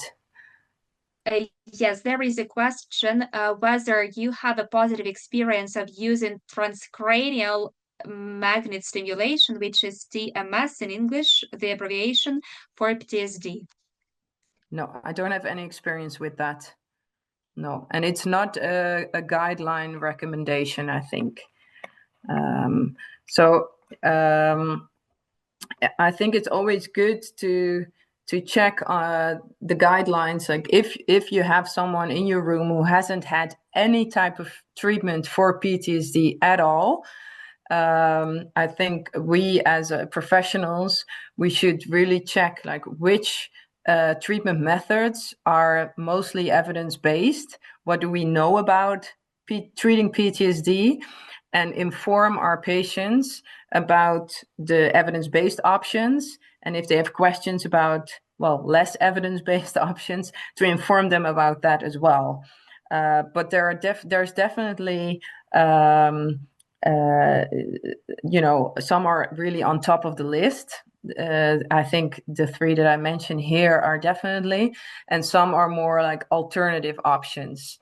And people are free to choose an alternative option, of course, but as a professional, you should advise someone on that. There's another question. Yes. And what about the neurofeedback or biofeedback while treating PTSD? I don't think there's a lot of evidence based on that as well, unfortunately. These are things that are people are looking into, but neurofeedback, as I know it, is not a trauma-focused type of treatment. So it's not like a first-line recommendation. And maybe virtual reality therapy, I would say that's an add-on. Like virtual reality can definitely be of use within the protocols of the before mentioned methods, and also in usually the guidelines, they place it under what they call innovative treatment methods. So they are under research. So it's not the first step to go to. And I think it's helpful to click to not the next slide, but the one after, the one with the sort of a maze on it.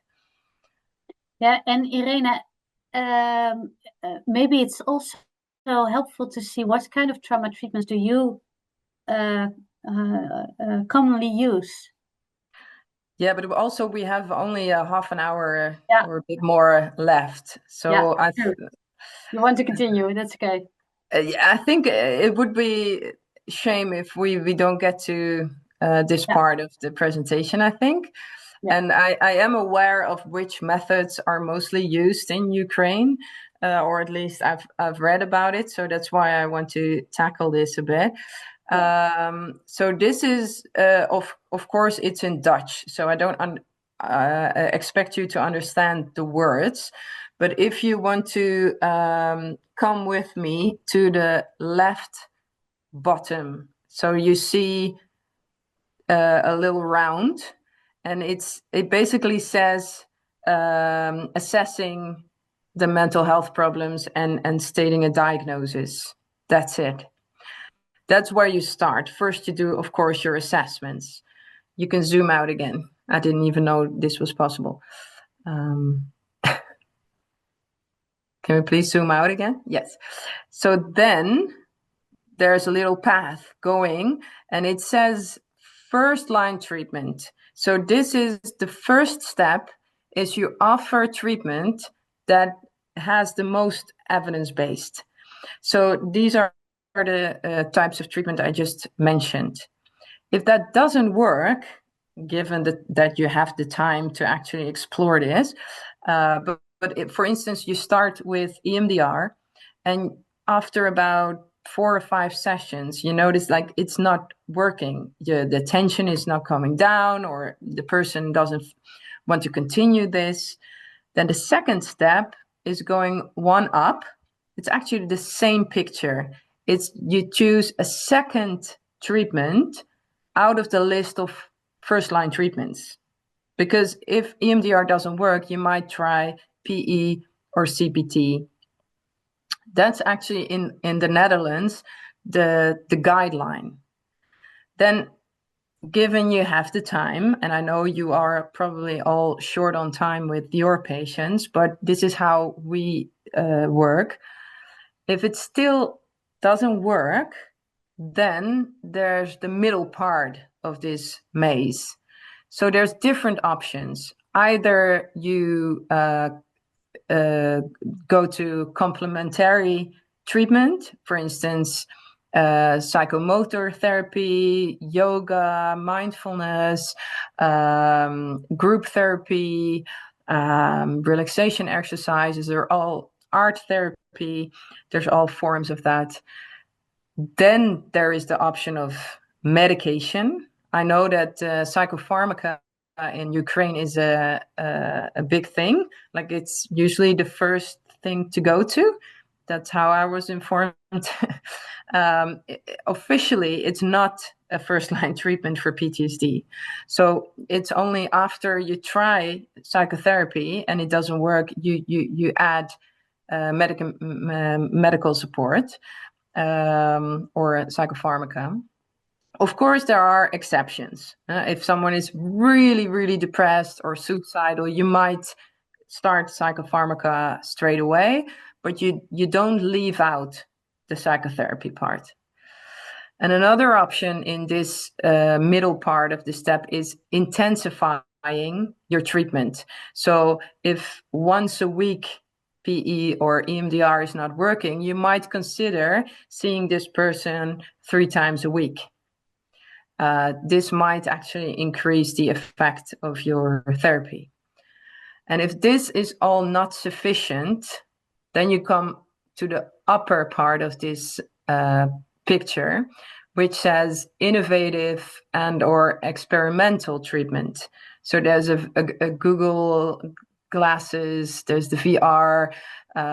This is where interventions with psychedelics can take part, or with a help dog. So there is like a logical structure to think when you meet your patient with PTSD. And there is preference for one therapy over another, just based on the research that we have. Yes, so, yes, next slide. I think this all is common sense for you. So next slide.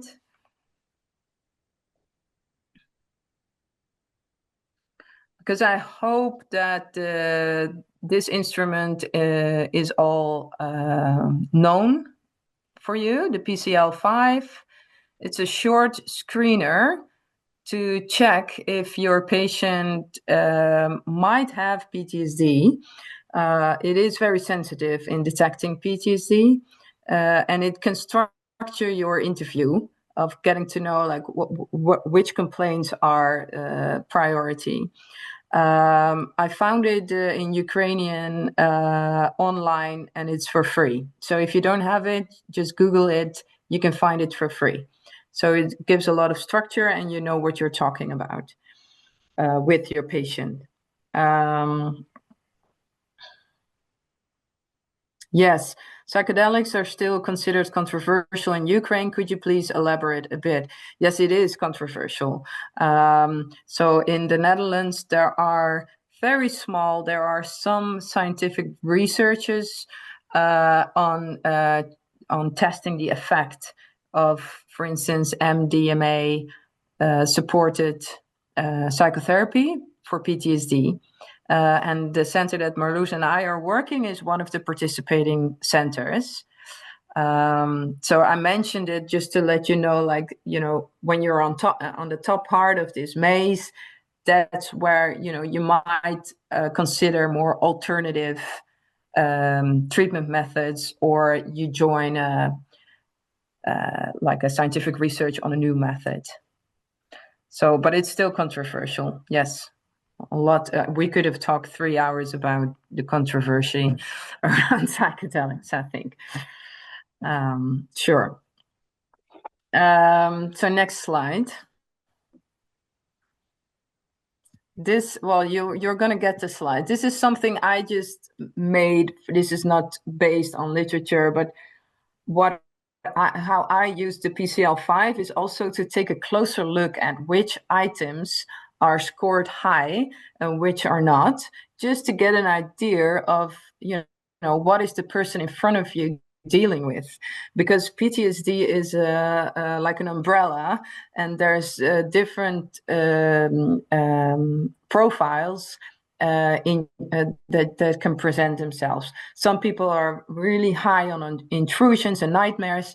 Some people, they have some nightmares and intrusions, so they do meet the criteria for PTSD, but they're mostly complaints on the negative thoughts and emotions like guilt or shame, or there's more like a depression comorbidity.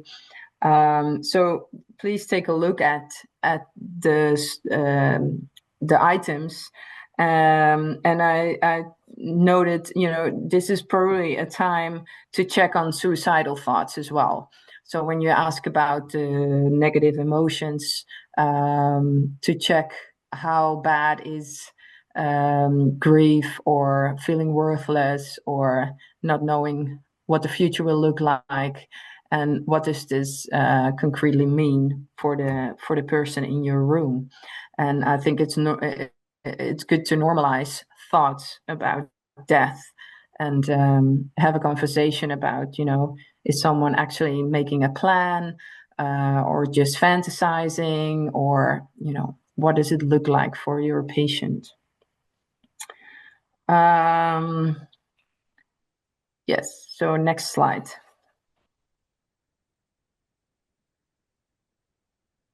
So first, I wanted to take a look at EMDR. As I understood, EMDR is quite common in Ukraine. Is that right? If you feel so, or if you're doing EMDR yourself, maybe you can add the plus to the chat so we have an idea. Well, there's one person.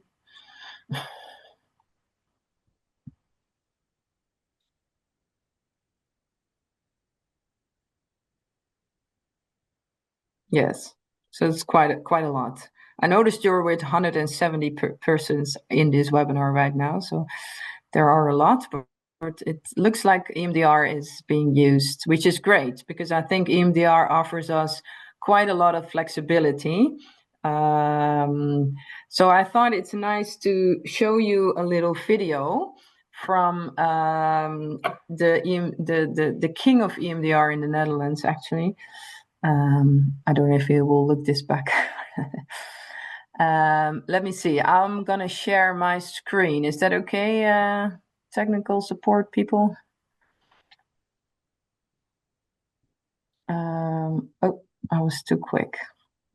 So what you're going to see is actually a real patient who is willing to use this video for educational purposes, and it's a translation in English.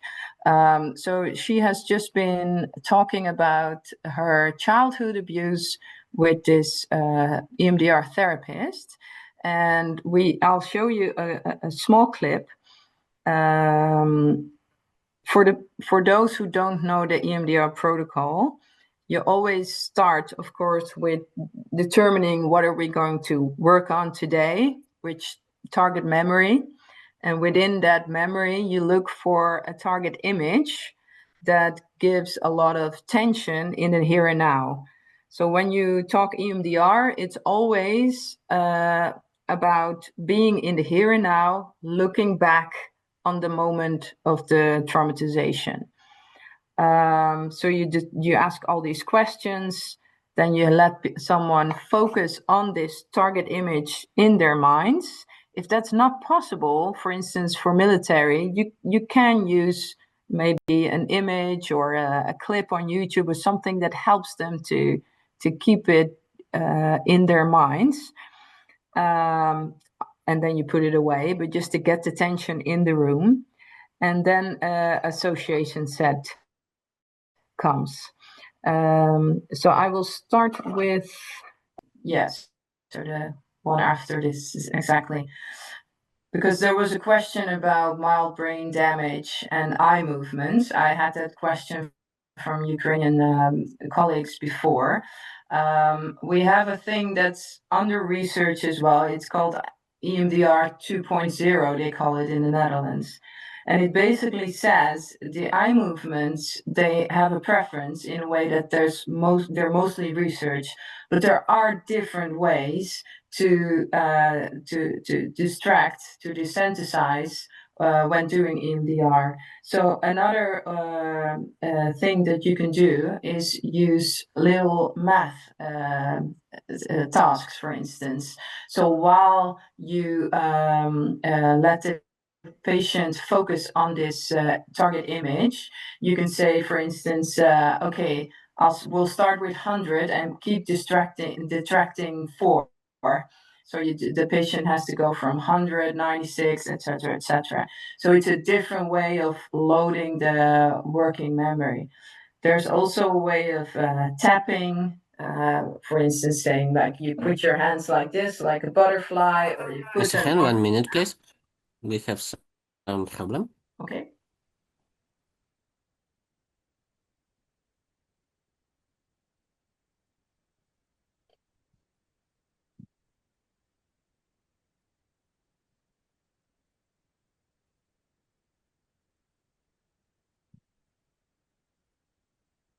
And meanwhile, Irene, you can see a question in the chat box. Sorry for technical issue. We lost interpreter. Please wait 1 minute. Yeah.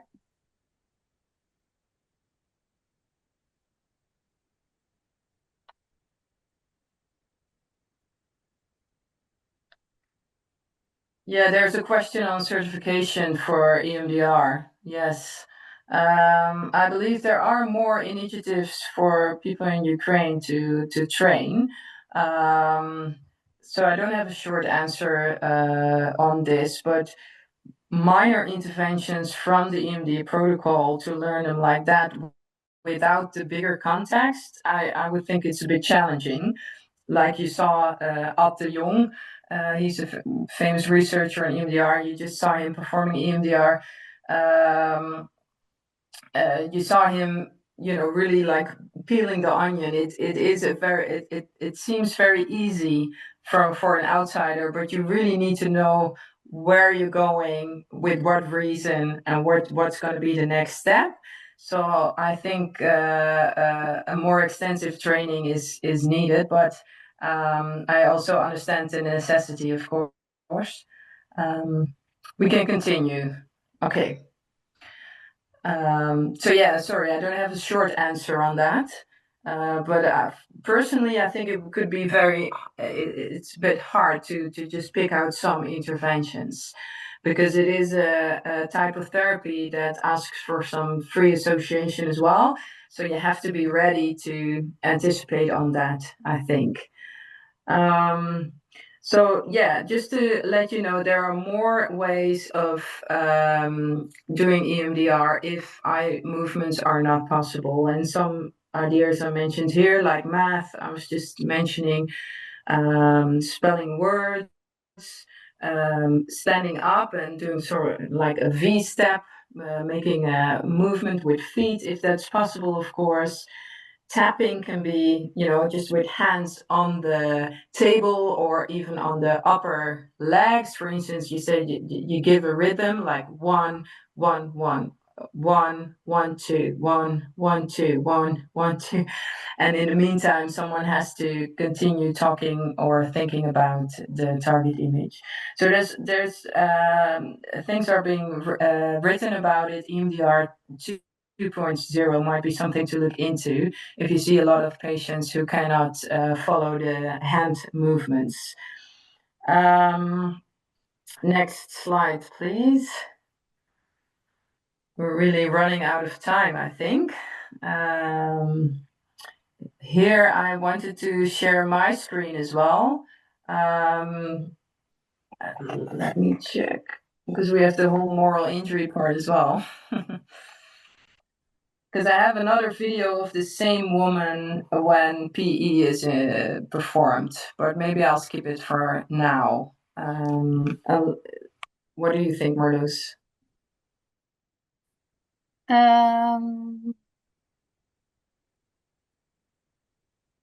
Yeah, because we have 12 minutes left. Yeah, Yeah. I think to give the overview of what is PE and what is CPT, I think that is maybe the most important. Okay. So then I'll show you a little clip.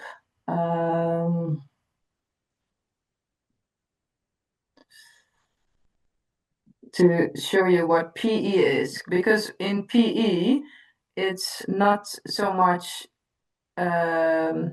it's a different there's a different technique to it. So you ask a person to close their eyes and talk in the present tense as if it is happening again. So this will give like maximum tension, and you can actually add sounds, smells, even like body movements that will even increase the tension in your room. So this is very hard for patients.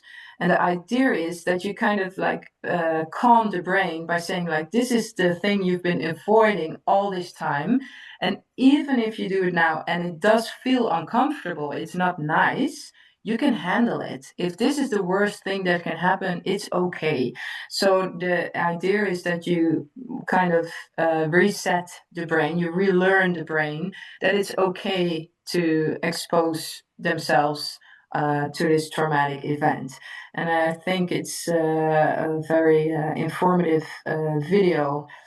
I can show you on that. Okay, so this is a short clip, but just to let you know that PE is not only imaginally bringing back the whole memory and talking about it in present tense, it's also adding all the stimuli that increase anxiety, just to let the patient know it's okay. This is a neutral situation. You're not in the battlefield or whatever is appropriate.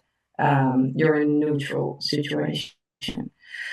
So next slide.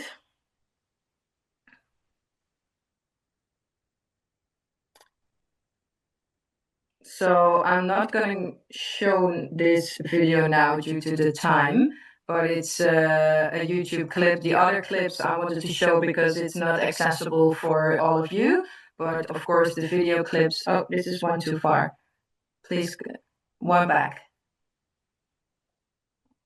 CPT. So I'm not going to click on this video, but you will get the slides, and this video that you see now, this is available on YouTube, and it's a short explanation on CPT. And CPT is cognitive processing therapy. It's not necessarily a therapy where you dive into exactly what happened. So it's not reliving the trauma like you're doing it in PE, but it's starting always with an impact statement. So your patient will write out how the trauma influenced him or her, thinking about safety, control, self-worth, etc. And also, why does the patient think the trauma occurred? And as a therapist, you will seek stuck points. Stuck points are cognitive conclusions that someone has drawn from the traumatic event. For instance, I'm guilty, I should have known better, I can't rely on other people, the world is a horrific place. You look for the stuck points and then teach your patient step by step how to restructure these thoughts. This is actually, I think it's a very nice therapy, especially when it's there's guilt, or somebody thinks that they had more responsibility than they actually had. Then there are a lot of techniques to cognitively restructure that. For instance, like, okay, maybe you had a role, but it doesn't mean you had an intention, so you cannot be guilty. So it's a very logical type of therapy. I saw some questions in the chat, and we only have a couple of minutes left, so I think it's best to just address those questions now. Yeah. Yes, there is a question whether EMDR can be recommended for active duty military personnel? Yes, it can, definitely. Yeah. Definitely. So what you want with EMDR is not to like completely neutralize an event that occurred, or but you want to the effect of EMDR is that this patient has more control over the memory. So it's not a flashback or it's not a nightmare. It's something in the past. So it's probably still horrific or sad, but it's something that you can look back on and you feel more control. There's like distance between you and the image. And that's helpful for anybody who still has this high tension thinking back on something in the past. So definitely good for active military.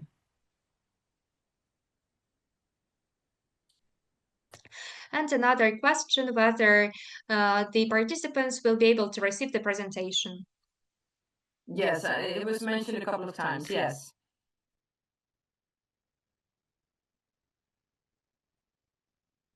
Other questions?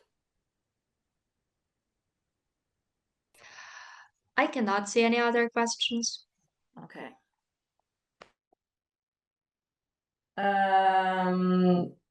So then to sum things up, I had a little part on moral injury. You will see it in the slides, but I haven't been able to present it now. The last slide I have, or the before last slide, is about high intense trauma treatment. And I think it's worthwhile mentioning, especially if you have a tight frame with a military that maybe has to be sent back to the battlefield. There's more and more evidence coming that you can offer masked trauma treatment. So several sessions a week, even a day, to help people improve faster. And it can actually increase dropout, because the time between therapy sessions can be the time when someone feels mostly tired or also disturbed by what's been done in the session. And if you see someone soon after, you can keep going. You keep the train rolling. So there's more evidence on that. For instance, there are programs where a patient is seen 5 days a week for 2 sessions a day. There are several combinations, like mostly EMDR or PE in the morning, EMDR in the afternoon, or masked CPT. CPT is 12 sessions, so they just mass it in 2 weeks. These are really, really good options, I think, for your patients. So time flew. Yeah. Anything you want to add, Marloes? No, I think, no, nothing to add. Okay. So I just wish you the best of luck. I will send out the sheets later and add some things to it that might have been asked and mentioned, and maybe that is helpful to put in. It's always difficult talking to mostly black screens, but I hope it was useful for you. And wishing you a good day, I guess. And I see that there's a form to fill in the chat. Yes. Я всім теж дуже дякую за участь. Thank you very much for the participation. I have sent the feedback form into our chat, and it will take you 1 minute to fill it out. As for the recording of the webinar, you will receive it tomorrow or the day after tomorrow, because we need some time in order to process it.